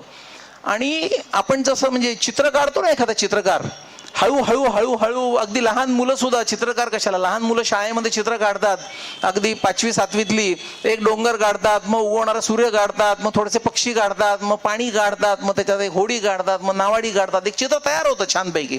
ते हळूहळू तयार होतं, मग त्याच्यात रंग भरतात, एकदम नाही तयार होत. तशी रिलेशनशिप हळूहळू हळूहळू डेव्हलप करावी, हळूहळू हळूहळू विकसित करावी. आणि हे करताना नेहमी एक काळजी घ्यायची की खूप वेळ इव्हॉल्व झालेली, खूप वेळ डेव्हलप झालेली रिलेशनशिप सडनली डिस्ट्रॉय होता कामा नये. जसं चित्र जर खूप वेळ कष्टाने काढलं आणि एखादा जवळ जोरात धक्का लागला आणि काळ्या शाईची दौत सांडली तर सगळं चित्र निघून जाईल, तसं एखाद्या छोट्याशा गोष्टींनी खूप नर्चर झालेली रिलेशनशिप पण जाऊ शकते. याची काळजी घेणं अतिशय आवश्यक आहे. आणि हे आपण तेव्हाच करू शकू तेव्हा आपण दुसऱ्याचा दृष्टिकोन समजून घेऊ की दुसऱ्याला का असं वाटतंय, दुसरा का आपल्याशी असं वागतोय, आपण त्याच्या जागी असतो तर कदाचित असंच वागलो असतो का, म्हणजे be on the other side of the table. हे खूप महत्वाचं आहे. एक जहाज असतं, पॅसिफिक ओशन मधून जात असतं प्रचंड वेगाने, आणि ते वॉरशिप आहे, तर त्याला त्याच्याच दिशेने येणारं एक लाईट दिसतो. तर त्या नॅव्हिगेटर ऑफ आर ट्रेन, त्यांना वाटतं की हा लाईट आहे, तो लगेच सिग्नल पाठवतो की 20 डिग्री साईडला हो, कारण दोघं एका रेषेत आले तर टक्कर होईल ना. तर तिकडून रिप्लाय येतो की तुम्ही साईडला व्हा. आपण रस्त्यातही बघतो नाही क्रॉसिंगच्या वेळी, तर हा मेसेज पाठवतो की मी वॉरशिप आहे, तू कोण आहेस, माझ्याकडे मिसाईल्स आहेत, तू नाही बाजूला झाला तर मी मिसाईल्स डागेन तुझ्यावर. तरी पुन्हा रिप्लाय येतो की तूच बाजूला हो. ह्याला आश्चर्य वाटतं की आपण एवढी थ्रेट देतोय, आपण एवढी पॉवरफुल वॉरशिप, आणि हा म्हणतो तुम्हीच बाजूला व्हा. तो कॅप्टनला सांगतो. मग कॅप्टन येतो, तो कॅप्टन स्वतः सिग्नल पाठवतो की मी स्वतः वॉरशिपचा कॅप्टन बोलतोय, I am loaded with missiles, आणि तू जर बाजूला नाही झालास तर मी ऑर्डर दिली, एक बटन दाबलं तर मिसाईल निघेल आणि you will be finished complete. तेव्हा मग उत्तर येतं की दुर्दैवाने मी बाजूलाच होऊ शकत नाही, मी किनाऱ्यावरचा लाईट हाऊस आहे. समोर दिसणारा लाईट हा बाजूला होऊ शकत नाही. हे आपण समोरच्याची बाजू समजून घेतली तरच होईल, नाही तर मिसाईल टाकून दिलं तर रिलेशनशिप डिस्ट्रॉय. मग मी म्हटलं तर शाईची दौत सांडली की सगळं चित्र वाया, आणि ते फार सोपं आहे. म्हणजे एक बंदूक घेऊन गोळी मारणं फार सोपं आहे, पण बिल्ड करणं रिलेशनशिप हे खूप कठीण आहे. हे आपण व्हॅल्यू केलं पाहिजे. आणि आजकाल रिलेशनशिप्स फंडामेंटली का जात आहेत, बऱ्याचदा त्याच्यामध्ये मिसअंडरस्टँडिंग्स असतात, कॉम्पिटिशन्स असतात, क्रिटिसिझम्स असतात, आणि लोभ असतो. आणि तो लोभ प्युअरली पैशाचा. म्हणजे आमच्याकडे हेड इंजुरीचे पेशंट्स येतात ना, त्यातले बरेचसे हेड इंजुरी सख्ख्या भावानी जमिनीच्या वादावरून डोक्यात कुऱ्हाड घातली वगैरे असे येतात. त्यावेळी इतकं वाईट वाटतं की काय, एक जमीन आणि इकडे जीवन मृत्यूचा प्रश्न आहे, आणि रक्ताची नाती एकमेकांच्या जीवावर उठली आहेत थोड्याफार पैशासाठी. आणि इनव्हेरिएबली ही लोक खूप रिच पण असतात, म्हणजे प्रत्येक वेळी ती गरीबच असतात असं नाही. म्हणजे त्यांना जेव्हा खायला पैसा आहे, पण तरी ना आणखी पैसा पाहिजे, आणखी पैसा पाहिजे. कशासाठी आणखी पैसा पाहिजे? कारण त्यांना असं वाटतं की आपल्याला वेगवेगळ्या लक्झरीची साधनं आपल्याला मिळू शकतील पैसा आला तर. शेवटी माणसाला काय वाटतं की आपल्याला काय मिळायला पाहिजे? आपल्याला प्रचंड सुख मिळायला पाहिजे असं सगळ्यांना वाटतं, आणि ते सुख जीवनभर मिळायला पाहिजे, हो की नाही? मग लोकांना वाटतं मला कसं सुख मिळेल, आज माझं घर छोटं आहे, मला मोठा फ्लॅट मिळाला तर चांगलं होईल, मग तो समुद्रकिनारी असला तर आणखी चांगलं होईल, मोठा बंगला मिळाला तर आणखी चांगलं होईल. अशा अपेक्षा एक एक आणखी आणखी आणखी आणखी. आणि कसं येते की आपण एका अंधाऱ्या जंगलामध्ये समजा चाललोय ना, त्या अंधाऱ्या जंगलामध्ये चालताना आपल्या हातामध्ये एक बॅटरी आहे, 5 फूट पुढचं दिसतंय, आपण चालतोय, 5 फूट पुढे गेलं की तो आणखी पुढचं 5 फूट दाखवतो की आपण आणखी 5 फूट. म्हणजे हे कधी संपतच नाही till the end of your life. आणि जेव्हा संपतं तेव्हा ते खूप उशीर झालेला असतो. फंडामेंटली या ज्या डिझायर्स आहेत या प्रचंड वेगाने त्या आगीसारख्या आहेत. आगीमध्ये किंवा यज्ञामध्ये जसं आपण आहुती देत गेलो की ज्वाला प्रज्वलित होते, तशा ह्या सगळ्या अपेक्षा आणि डिझायर्स या ग्रोथ होतात, डिस्प्रपोर्शनेटली ग्रो होतात. त्याच्यामुळे मगाशी मी म्हटलं तसं आउटसाइड इन अप्रोच आणि इनसाइड आउट अप्रोच आपल्याला प्रॅक्टिकल किती खरंच गरज आहे याचं जर आपण अनालिसिस केलं तर आपल्या लक्षात येतं की आपल्या गरजेपेक्षा आपण खूप जास्त गोष्टींची अपेक्षा करतोय आणि खरं सुख समाधान शांती हे आपल्याकडे ऑलरेडी आहेच, ते मानण्यावर आहे. आणि हे मानायचा दृष्टिकोन आपण जर बदलला तर खूपच गोष्टी सोप्या आहेत. पण ह्या सगळ्याचा विचार आपण वेळेवर केला पाहिजे. दुर्दैवाने काय होतं, आपण धावत सुटलो, इतके जोरात धावतो की थांबून कोणाला 5 मिनिटं विचारच करायची गरज नाही आहे, वाटत नाही गरज. आपण जसं इन्कम टॅक्सचं रिटर्न भरतो, आपलं ऑडिट करतो दरवर्षी, तसं आपण इमोशनल ऑडिट करतो का, हा विचार आपण मनात आणला पाहिजे. की आपण किती सुखी होतो, किती दुःखी होतो, ते सुख वाढलंय का दुःख वाढलंय गेल्या वर्षी, गेल्या वर्षभरामध्ये, महिन्यामध्ये, आठवड्यामध्ये. आणि जर ते कमी झालं असेल, आपण फायनान्शियल लॉसेसना काय करतो, आपण लगेच रेमेडी शोधतो. एक बिझनेस चालत नसला दुसरा बिझनेस करू, हा बिझनेस ग्रो करू, मशिनरी आणू. तसं याच्यासाठी मग आपण काय करणार? आपण जर मागच्या वर्षीपेक्षा यंदा जास्त सुखात नसलो तर त्याच्यासाठी आपण काय करणार? हे प्रयत्न करण्याची गरजच लोकांना वाटेनाशी झाली आहे. कारण सुख समाधान शांती हे इक्वेट केलं जात आहे पैशाशी. पैसा हे नुसतं माध्यम आहे काही गोष्टी मिळवण्याचं, हे आपण विसरत चाललोय. आणि मग ते विसरलो की काहीही मार्गाने पैसे मिळवत जाणं, मग पाय घसरला की त्याच्यासाठी ज्या भल्याबुऱ्या गोष्टी केल्या असतील त्यांनी आपलंच मन आपल्याला खाणं आणि त्याच्यातून स्ट्रेस टेन्शन सगळं निर्माण होणं, हे सगळं व्हिशियस सायकल आपण लँड होतो. आणि मग आपल्याला चुकीची लक्ष्मी कधी आपल्याला सुख देतच नाही, म्हणजे ती दुःखच वाढवते. आपल्या श्री सुक्तामध्ये पण म्हटलंय, तन्नो लक्ष्मी प्रचोदयात आपण जे म्हणतो, तर ते लक्ष्मीचं स्वागत केलंय. कुठल्या लक्ष्मीचं स्वागत केलंय? हत्तीवर बसून येणाऱ्या लक्ष्मीचं स्वागत केलंय. की जे अतिशय आपण ओपनली सगळ्यांना सांगून स्वागत करून ती लक्ष्मी घरामध्ये आपण बोलवतो, तीच लक्ष्मी आपल्याला धार्जिणी समजलेली आहे. जी मागच्या हाताने येते किंवा टेबल खालून वाईट मार्गाने जर घेतली तर त्याला लक्ष्मी म्हणतच नाहीत, त्याला अवदसा म्हणतात. की अवदसा आठवली का आपण म्हणतो ना, तर अवदसा ही घराचा नाश करते, लक्ष्मी घराची प्रगती करते.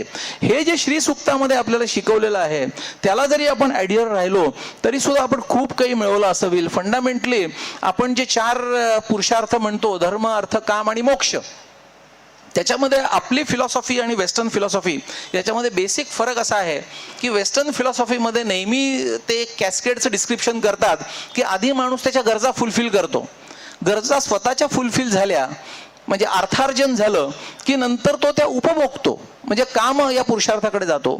त्याच्यानंतर त्याला असं वाटतं की आपण काहीतरी समाजासाठी करावं.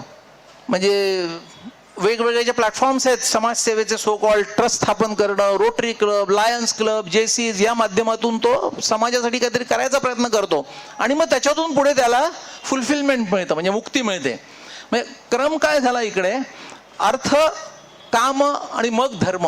आपण काय म्हणतो, धर्म अर्थ काम मोक्ष, म्हणजे आपल्या अर्थाला धर्माचं अधिष्ठान आहे, आपल्या भोगेच्छांना सुद्धा धर्माचं अधिष्ठान आहे. म्हणजे धर्माचं अधिष्ठान ठेवून जर अर्थ आणि काम हे दोन्ही केलं तर मोक्ष नक्की आहे. हे आपल्या फिलॉसॉफीमध्ये शिकवलेलं आहे, जे वेस्टर्न फिलॉसॉफीच्या कॉन्ट्रडिक्शनमध्ये आहे. पण आपण त्यांची कॉपी करतो म्हणून ह्या सगळ्या गोष्टी आपल्याला सांगाव्या लागतात. आपण फॅमिली लेवलला खूप वेळा जे लोक अनहॅपी असतात आमच्याकडे येतात की बाकी बिझनेस वगैरे छान चालला आहे, एकदम पैसा अडका आहे, पण तरी दुःखी आहे का, की कौटुंबिक अशांती. या कौटुंबिक अशांतीमध्ये प्रॉब्लेम्स बरेच असतात. प्रॉब्लेम असतात की छोट्या छोट्या ज्या गोष्टी आहेत, छोट्या छोट्या जे आनंद आहेत, एकमेकांशी इंटरॅक्शन आहे, एकत्र कुठे ट्रिपला जाणं आहे, हे सुद्धा हल्ली होत नाही. काम म्हणून या गोष्टी ओळखल्या जातात सुपरफिशियल लेवलला, त्याच्यामध्ये डेप्थ नाही आहे. ती डेप्थ जर गेली तर त्याच्यामध्ये भावना शून्य होतात आणि मग माणूस त्या भावनांना मुकून दुःखी होतो. तर या लेवलवर इम्प्रोव्हायझेशन करायचं आहे, कारण छोट्या छोट्या गोष्टींना महत्त्व द्यायचंच राहतं. आम्ही जेव्हा टर्मिनल पेशंट्स, आम्हाला ICU मध्ये न्यूरोसर्जरीमध्ये बरेचसे पेशंट टर्मिनलच असतात, कोणी व्हेंटिलेटरवर असतात, ते व्हेंटिलेटरवर बाहेर आल्यावर काही दिवस खूप मॉर्बिड अवस्थेमध्ये असतात, त्यांची सगळी शुश्रूषा करावी लागते. त्यावेळी त्यांना खूप गोष्टींची जाणीव होते आणि ते म्हणतात की आम्ही खूप गोष्टी आमच्या चुकल्या, आम्ही ज्या गोष्टी करायला पाहिजे होत्या त्या आम्ही नाही वेळेवर केल्या. म्हणजे छोट्या छोट्या गोष्टींचे राग लोभ या गोष्टींना खूप महत्त्व दिलं. आणि मला तर एक ब्रेन हिमरेजचा पेशंट आठवतो, तो ॲडमिट होता, ऑपरेशन छान झालं, 2 दिवस कोमामध्ये होते, त्याच्यानंतर ते आजोबा जागे झाले आणि नंतर आणखी 2 दिवसांनी नातेवाईक म्हणायला लागले की काहीतरी वेडवाकडं बोलतायत. तर खूप वेळा काय होतं, म्हाताऱ्या माणसांचा ब्रेन श्रिंक झालेला असतो आणि स्कल आणि ब्रेन याच्यामध्ये पोटेन्शियल स्पेस वाढलेली असते, पोकळी जास्त झालेली असते. तर ब्लड क्लॉट काढल्यानंतर तिथे पुढे रिकलेक्शन होऊ शकतं आणि मग बिहेवियरल ॲबनॉर्मॅलिटीज होऊ शकतात. तर मी म्हटलं आपण तपासूया पुन्हा. तर पुन्हा गेल्यानंतर सगळं नॉर्मल होतं न्यूरोलॉजिकली आणि ते आजोबा सारखे बरळत होते की मी माफ केलं सगळ्यांना म्हणून. तर मी त्यांच्या जवळ बसलो, तो प्रसंग मी कधीही विसरणार नाही. त्यांनी मला पूर्ण इन्सिडन्सेस सांगितले हो त्यांच्या आयुष्यात घडलेले, की मी इतका वाईट वागलो म्हणे माझ्या मुलांशी, माझ्या अगदी भावांशी, सगळ्या जवळच्या लोकांशी, आणि त्यांच्याबद्दल मी वाईट वागून मीच मनामध्ये काहीतरी चुकीचा समज करून घेतले. तर आता मी मनापासून त्या सगळ्यांना माफ करून नवीन आयुष्य जे मला मिळालंय ते मी जगीन आणि हे आयुष्य मी बोनस म्हणून धरीन. नाही तर मी एवढ्या वेळ कोमामध्ये होतो, मी काही याच्यातून वाचलो नसतो. पण आता जी काही थोडीशी माझ्या आयुष्यामध्ये भाग राहिलेले आहेत ते मी आता चांगल्या पद्धतीने जगीन. एक खूप चांगलं पुस्तक आहे लास्ट लेक्चर म्हणून, रँडी पाऊच नावाच्या एका लेखकाचं. हा रँडी पाऊच अमेरिकेमधल्या एका युनिव्हर्सिटीमध्ये प्रोफेसर होता आणि त्या युनिव्हर्सिटीमध्ये अशी प्रथा आहे की माणूस रिटायर झाल्यानंतर त्याचं शेवटचं लेक्चर त्यांच्या सेंट्रल ऑडिटोरियममध्ये सगळ्यांसाठी ठेवलेलं असतं. ते सगळ्या विषयांच्या सगळ्या फॅकल्टीच्या लोकांसाठी एक लेक्चर असतं आणि ते लाईफ स्किल्सवर असतं. म्हणजे कोणी कुठल्या विषयाचा प्रोफेसर असेल, कोणी दुसऱ्या विषयाचा असेल, पण हे लेक्चर सगळ्यांना समजावं असं लाईफ स्किलवर आधारित ते लेक्चर असतं.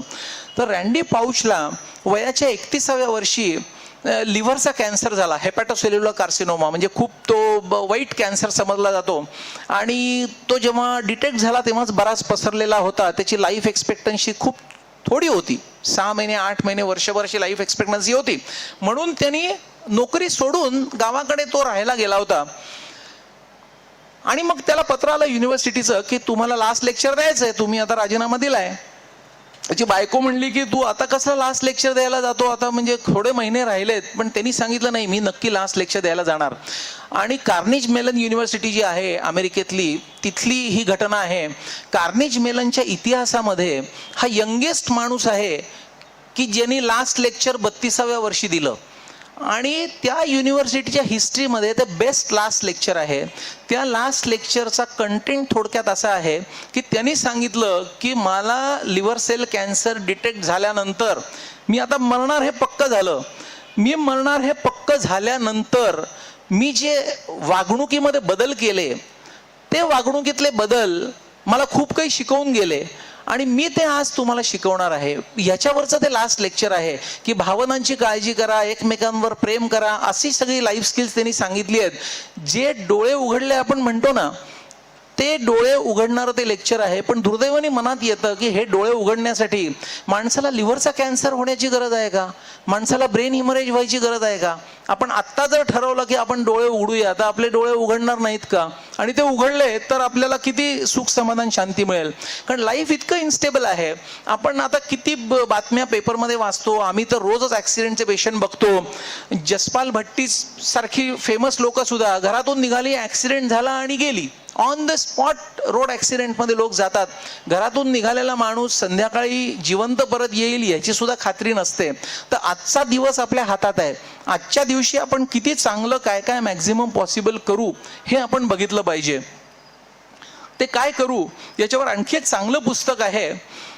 ब्रॉनी वेअर म्हणून लेखिका आहे, तिचं top 5 regrets of the dying म्हणून पुस्तक आहे.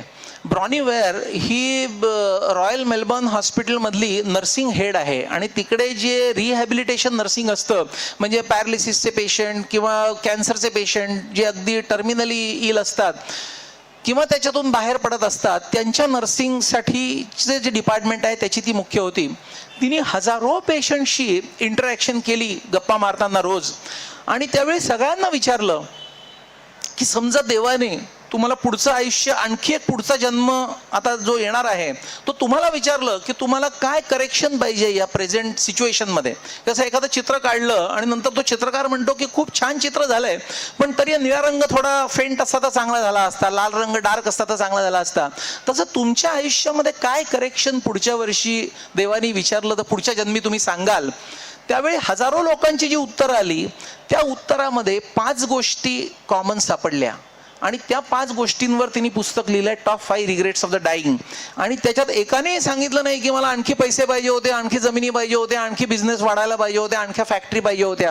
खूप लोकांनी सांगितलं की मी माझ्या प्रोफेशनमध्ये, बिझनेसमध्ये इतका बिझी होतो की माझी लहानाची मुलं मोठी कशी झाली हेच मला कळलं नाही, तर पुढच्या वेळी मला मुलांचं लहानपण अनुभवायचं आहे चांगल्या पद्धतीने. दुसऱ्याने दुसरं सांगितलं, तिसऱ्याने तिसरं. अशी जी गोष्टी आहेत ना, हे सुद्धा पुस्तक अतिशय डोळे उघडणारं आहे, अतिशय वाचनासारखं पुस्तक आहे. आता प्रॅक्टिकली आपण या सगळ्यामध्ये माइंड मॅनेजमेंटमध्ये एक महत्त्वाचा फॅक्टर फिजिकल फिटनेस पण आहे, कारण हेल्दी माइंड आणि healthy body go hand in hand. तर खूप वेळा स्ट्रेसमुळे इलनेसेस होतात आणि इलनेसेसचा स्ट्रेस बनतो. हे दुष्टचक्र आहे.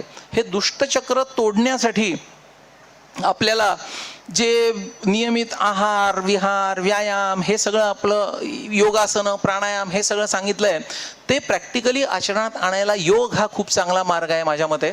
योगाबद्दल बऱ्याच गैरसमजुती आहेत.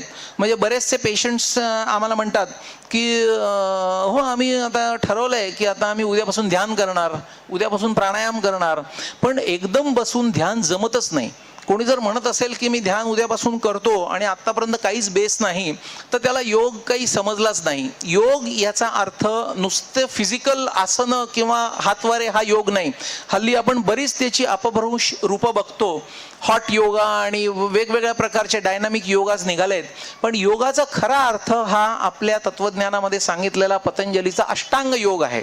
म्हणजे त्याच्यामध्ये जे यमनियम, आसन, प्राणायाम हे 4 फाउंडेशन धरले जातात आणि त्याच्यानंतर मग प्रत्याहारापासून खरा योग सुरू होतो. प्रत्याहार, धारणा, ध्यान आणि समाधी. तर हे जसं जिन्याच्या पायऱ्या आपण चढतो की नाही, तसं यमनियमामध्ये सांगितलंय कसं वागायचं आणि कसं वागायचं नाही. हेच जर आपण नीट केलं नाही तर आपण आसनाला बसूच शकत नाही. म्हणजे यू आर नॉट क्वालिफाईड. जसं BA झाल्याशिवाय MA ला ॲडमिशनच देणार नाही, तसं यमनियम आचरणातल्या शुद्धीशिवाय तुम्हाला आसनं करताच येणार नाहीत. कारण आसनाचं व्याख्याच आहे स्थिरसुखम आसनम, आणि स्थिर तिथे राहूच शकत नाही चंचलता माणसाची मनातली गेल्याशिवाय. आणि मग आसन झाल्यानंतर तुम्ही स्थिर बसू शकलात की मग तुम्ही प्राणायाम नीटपैकी करू शकाल. प्राणायामाने मन आपले नियंत्रित होतं, आसनाने आपलं शरीर नियंत्रित होतं, आणि शरीर आणि मन हे नियंत्रित झालं की त्याच्यानंतर मगाशी आपण जे म्हटलं बुद्धीचा विकास झाला पाहिजे, त्या बुद्धीचं नियंत्रण सुरू होतं प्रत्याहारापासून. आणि मग प्रत्याहार, धारणा, ध्यान आणि समाधी ही खूप पुढची अवस्था. आता योगाबद्दल सुद्धा खूप सांगता येईल, पण मला फंडामेंटली असं वाटलं की या विषयामध्ये काही विषय आपण टच करावे, ज्याला जे डिटेल हे करायचं असेल ते त्याचा अभ्यास करतील. त्याच्यामुळे मला असं वाटतं योगाला आपण खूप महत्त्व दिलं पाहिजे. आपण ते जर मनामध्ये ठेवलं आणि काही सोसायटीला परत द्यायचा आपण जर विचाराने आपलं जीवन प्लॅन केलं, तर मला असं वाटतं सुख, समाधान, शांती आपल्या अगदी जवळ राहील. आपणच खूप लोभ घेतो, हे आपलं, हे सगळं आपलंच आहे असं आपण समजतो. आणि एखादं आपलं समजलं ना की दुसऱ्याने त्याला हात लावला तरी आपल्याला राग येतो की हे माझं आहे. फॉर एक्झाम्पल, आपली समजा कार आहे, त्याला ॲक्सिडेंट झाला, अगदी ड्रायव्हरच्या हातून झाला, त्याचं काच फुटली, काही केस आपल्यावर आली, तर आपल्याला फार वाईट वाटतं. आता असा विचार करा की आपण मागच्याच महिन्यात कार विकून टाकली आणि त्या कारचा ॲक्सिडेंट झाला, तेवढंच वाईट वाटेल? नाही वाटणार. वाईट वाटलं तरी कमी वाईट वाटेल. उलट मनात काय विचार, बरं झालं मी मागच्या महिन्यात विकली, बरं का, नाही आता ॲक्सिडेंट झाला असता तर मला किती त्रास झाला असता त्या गाडीचा. म्हणजे मागच्या महिन्यात ती कार माझी होती, आता ती माझी नाही. जेव्हा जेव्हा आपण माझी माझी माझं म्हणतो, माझं घर, माझा बंगला, माझा पैसा, माझ्या फार्म हाऊस आणि माझी बायको, माझं मुलं, तेव्हा ते अटॅचमेंट वाढत जातं आणि ते अटॅचमेंट दुःखाला कारण होतं. त्याच्यामुळे फंडामेंटली आपण जे ईशावास्य उपनिषदात सांगितलंय ते न तक्तेन भुंजिता, म्हणजे आपण भोगायचं पण आपलं न मानता भोगायचं, जे देवाने दिलंय ते भोगायचं. मग आपल्याला लाडू मिळाला, आनंद आहे, तो लाडू एन्जॉय करायचा, आपल्याला मिळालाय, पण आणखी 4 लाडू आपल्याला मिळतील, आपण घरी घेऊन जाऊ, 1-2 किलो आणखी स्टॉकमध्ये ठेवू उद्यासाठी, हा लोभ आहे. हे जर आपल्याला डिस्क्रिशन करता आलं ना तर आपल्याला कसली म्हणजे काळजीच राहणार नाही. आणि मी म्हटलं तसं ते फुलफिलमेंटचं जे समाधान आहे ते प्रचंड समाधान आहे. आणि त्याची शिकवण आपल्याला मिळालेली आहे, ती आपण फॉलो करत नाही. आपण देवाला दिवा लावतो, रोज तुपाचा दिवा लावतो देवाला. एक छानपैकी बल्ब लावला तर काय होईल? तुपाच्या दिवामध्ये स्पेशल मेसेज आहे. तुपाचा दिवा आणि बल्बमध्ये माझ्या मते असा फरक आहे की तुपाच्या एका दिव्यावरून आपण दुसऱ्या समया लावू शकतो, एका इलेक्ट्रिक बल्बवरून दुसऱ्या बल्ब लावता येत नाही. त्याच्यामुळे मेसेज असा आहे की तुम्ही एकमेकांना मदत करा. एक दिवा देवाने दिलाय, तुम्ही 10 दिवे लावा, सगळ्यांपर्यंत पोहोचवा आणि सगळ्यांमध्ये ऑटोमॅटिक एकी बिल्ड होईल. आम्ही आता येताना बोलत होतो की एकी पाहिजे, एकी नाही. एकी करण्यासाठी आपण काय प्रयत्न करतोय? आपोआप तर होणार नाही. म्हणजे बी पेरल्याशिवाय झाड उगवणारच नाही. तर तुम्हाला एकी नाही नुसतं म्हणणं सोपं आहे, पण म्हणजे आपण जेव्हा एक बोट दुसऱ्याकडे दाखवतो तेव्हा 4 बोटं आपल्याकडे असतात. आपण काय करतो? आपण काहीच करत नाही आणि आपल्याला त्या गोष्टी आपोआप घडायला हव्या असतात. आणि मग दुसऱ्यासाठी जर नाहीच काही केलं तर दुसराही म्हणतो की याचा आपल्याला काय उपयोग आहे? याचा आपल्याला काही उपयोगच नाही. किती सुंदर असलं, एकदम छान उंच नारळाचं झाड असलं, अगदी पार आकाशात गेलेलं, आपण त्याच्याकडे असं बघू, खूप मोठं उंच छान झाड आहे बरं का, पण आपल्याला आवडेल कुठलं झाड? आपल्याला एक छानपैकी आंब्याचं झाड आवडेल की आपण पटकन आंबा तोडून छान खाऊ शकू. तर लांब नारळाचं झाड आपल्याला आवडणार नाही. म्हणजे किती उंच असलो आपण, किती मोठे असलो, विशेषतः या प्लॅटफॉर्मवर आपण सांगतो आपल्यात खूप मोठे झालेले लोक आहेत, पण ते नुसतंच मोठे असून उपयोग नाही आहे. आपण अवेलेबल पाहिजे, आपण ॲक्सेसिबल पाहिजे सगळ्यांना. आणि हा प्रवास हा खूप लवकर व्हायला पाहिजे. हा प्रवास जेवढा लवकर होईल तेवढं फुलफिलमेंट वाढेल. आणि परदेशी लोक आता हा प्रवास खूप रॅपिडली करतायत. कसे करतायत? आपल्या ज्ञानामुळे त्यांना ही उपरती झाली आहे की हे करण्याचं गरज आहे म्हणून ते करतायत. गेल्या वर्षी वर्ल्ड योगा कॉन्फरन्समध्ये माझं भाषण होतं, तर अनेक देशातून त्याच्यामध्ये लोक आली होती. आणि मला इतकं आश्चर्य वाटलं, म्हणजे वेगवेगळ्या देशातली. आर्थर ब्राउनस्टेन म्हणून एक अमेरिकेतले योगतज्ञ आहेत, एक अँड्रे रॅहेल म्हणून आहे फ्रान्समधले. त्यांचा प्रचंड अभ्यास आहे वेद उपनिषद सगळ्याचा. आणि आपण जर बघितलं तर आपल्या देशातच फार लोकांना त्याचं महत्त्व वाटत नाही, आपल्या लोकांना सुद्धा त्याचं महत्त्व वाटत नाही, तर इतरांची तर गोष्ट दूरच राहिली. मग काय करणार? म्हणजे इंटरेस्टिंगली एका अशाच मिटिंगला मला असं कळलं की एक ऋग्वेदामध्ये 4थं मंडळ आहे वामदेव ऋषींचं. त्या 4थ्या मंडळावर प्रचंड अभ्यास केलेला जगातला सगळ्यात हायेस्ट ऑथॉरिटी हा फ्रॉले नावाचा एक अमेरिकन आहे, ज्याला वामदेव शास्त्री म्हणून पदवी दिली आहे. आणि तो एकटाच भारताच्या इतिहासातला माणूस आहे की जो भारतीय नसून त्याला पद्मश्री दिली आहे गव्हर्नमेंट ऑफ इंडियाने. डेव्हिड फ्रॉले, अमेरिकेतला. म्हणजे ही लोक आपली संस्कृती, कसं वागायचं, मन कसं नियंत्रण करायचं, सुख समाधान शांती कशी मिळवायची हे शिकतायत. आणि आपली लोक म्हणतात की नाही आपण तर मॉडर्न, आपण मोठे, हे सगळे जुने बुरसटलेले विचार याच्यामध्ये आपण नको करायला. आणि स्वतःला आपण खूप मोठे आणि खूप इम्पॉर्टंट असं समजत जर चाललो तर आपण एकटे पडतो. आणि एकटे पडल्यामुळे आपण स्वतःला दुःखाच्या खाईमध्ये ढकलून देतो. एक दुसऱ्यासाठी केअर करण्याचं छोटंसं उदाहरण माझ्या कायम लक्षात राहिलेलं मी तुम्हाला सांगतो. आणि मग मला असं वाटतं आपण आवर्त घेऊ की प्रश्न असतील तर बघूया. मी पॅरिसमध्ये होतो एका फेलोशिपला. त्यावेळी तिथे मी वॉर्डमध्ये असायचो, तर एक 10-12 वर्षाचा मुलगा कोमामध्ये होता. अनेक दिवस कोमामध्ये होता तो. तर एक दिवशी रात्री मी 9-9:30ला तिथे ICU मध्ये असताना एक मॅरिया नावाची सिस्टर तिथे मला भेटली, जी की मी मॉर्निंग ड्युटीला बघितलेली होती. तर तिला म्हटलं की तू मॉर्निंग ड्युटीला होतीस गप्पा मारताना, रात्री आज कशी काय 9:30-10ला? कारण आपल्याकडे काय असतं की दांड्या मारतात म्हणून दुसऱ्यांना बोलवावं लागतात. म्हटलं तसं फ्रान्समध्ये पण आहे की काय? त्याच्यावर ती म्हणली की मी कॅम्पसमध्येच राहते आणि या मुलाची इतके दिवस कोमामध्ये असल्यामुळे शुश्रूषा करून करून करून करून एवढं अटॅचमेंट मला झालंय की मी जेवण वगैरे झाल्यावर वॉक करायला निघाले तर मला वाटलं बघूया काय चाललंय इकडे म्हणून. केवढं अटॅचमेंट! थोडे दिवसामध्ये जर कोमातल्या पेशंटच्या संपर्कात आल्यावर काही नातं नसून एवढं नातं जोडलं जातं, एवढी अटॅचमेंट निर्माण होते, तर मग आपल्याला किती अटॅचमेंट निर्माण व्हायला पाहिजे. पण आपल्याकडे तो ॲटिट्यूड नाही. आपल्याकडे तर आमच्या नर्सेस दुर्दैवाने घड्याळ बघत असतात. ऑपरेशन ब्रेनचा 8-10 तास चालतं, समजा 9 ते 3 ड्युटी असली की 2:45लाच घड्याळ बघायला लागतात, कधी जायचं, इथे काही हो.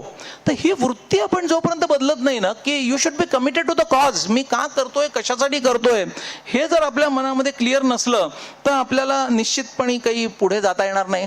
त्याच्यामुळे मला असं वाटतं हा विषय मोठा आहे, पण थोडक्यात समराईज करायचा असला तर आपलं गोल आयुष्यामध्ये प्रेम, आपुलकी स्वतःसाठी नाही तर सगळ्या इतर लोकांसाठी.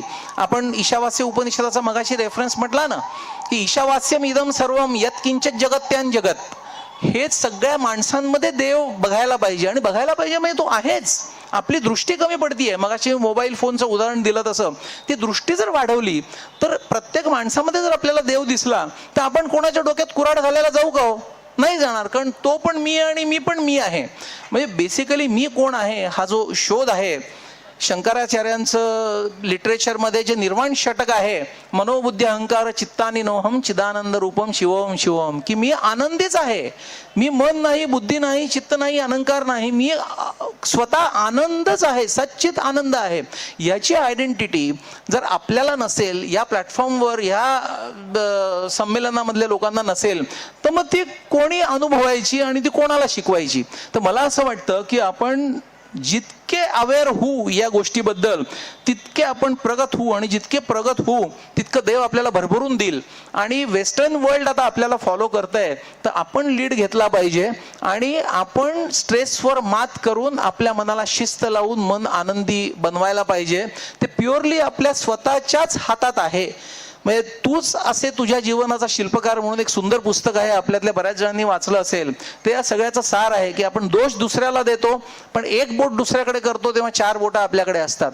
मला असं वाटतं हा मेसेज आपण सगळ्यांनी मनामध्ये बिंबवून मी थांबतो. आणि काही प्रश्न असतील तर आपण विचारूया. आणि काल मी म्हटलं तसं काही ब्रेन सर्जरीबद्दलही प्रश्न असतील तरी चालतील, या विषयाशीच पाहिजे तसं नाही. थँक्यू.